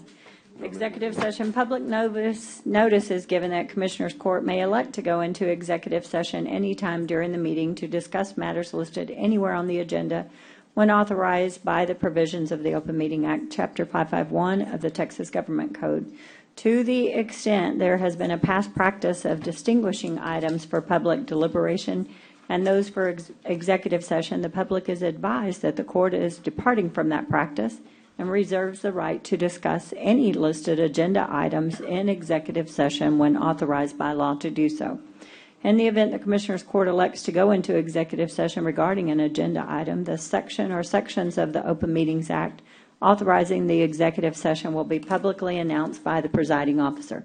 In accordance with the authority of Government Code Vernon's Texas Codes 551.071, 551.072, 551.073, 551.074, 551.0745, 551.076, 551.086, 551.087, the Commissioners Court will hold an executive session to consult with attorneys, including matters related to litigation, deliberate regarding real property, prospective gifts, personnel matters, including termination, county advisory bodies, security devices, and/or economic development negotiations, and other matters that may be discussed in an executive session. Upon completion of the executive session, Commissioners Court may, in an open session, take such action as appropriate on the items discussed in the executive. Item A, we will discuss and consider appointment, employment, evaluation, reassignment, duties, discipline, or dismissal of the animal care services manager pursuant to Section 551.074 of the Texas Government Code. Item B, consult with the county attorney and outside counsel on legal matters relating to cause number 220CV00263, David Longoria, individually and on behalf of the estate of David Johnson, deceased, versus Nueces County, Section 551.071. And 3A9, receive an update of the independent analysis of the Nueces County Animal Services Board and Department and related matters. That would be Section 551.0745 of the Government Code. It is 11:55, and we are moving to executive. Thank you.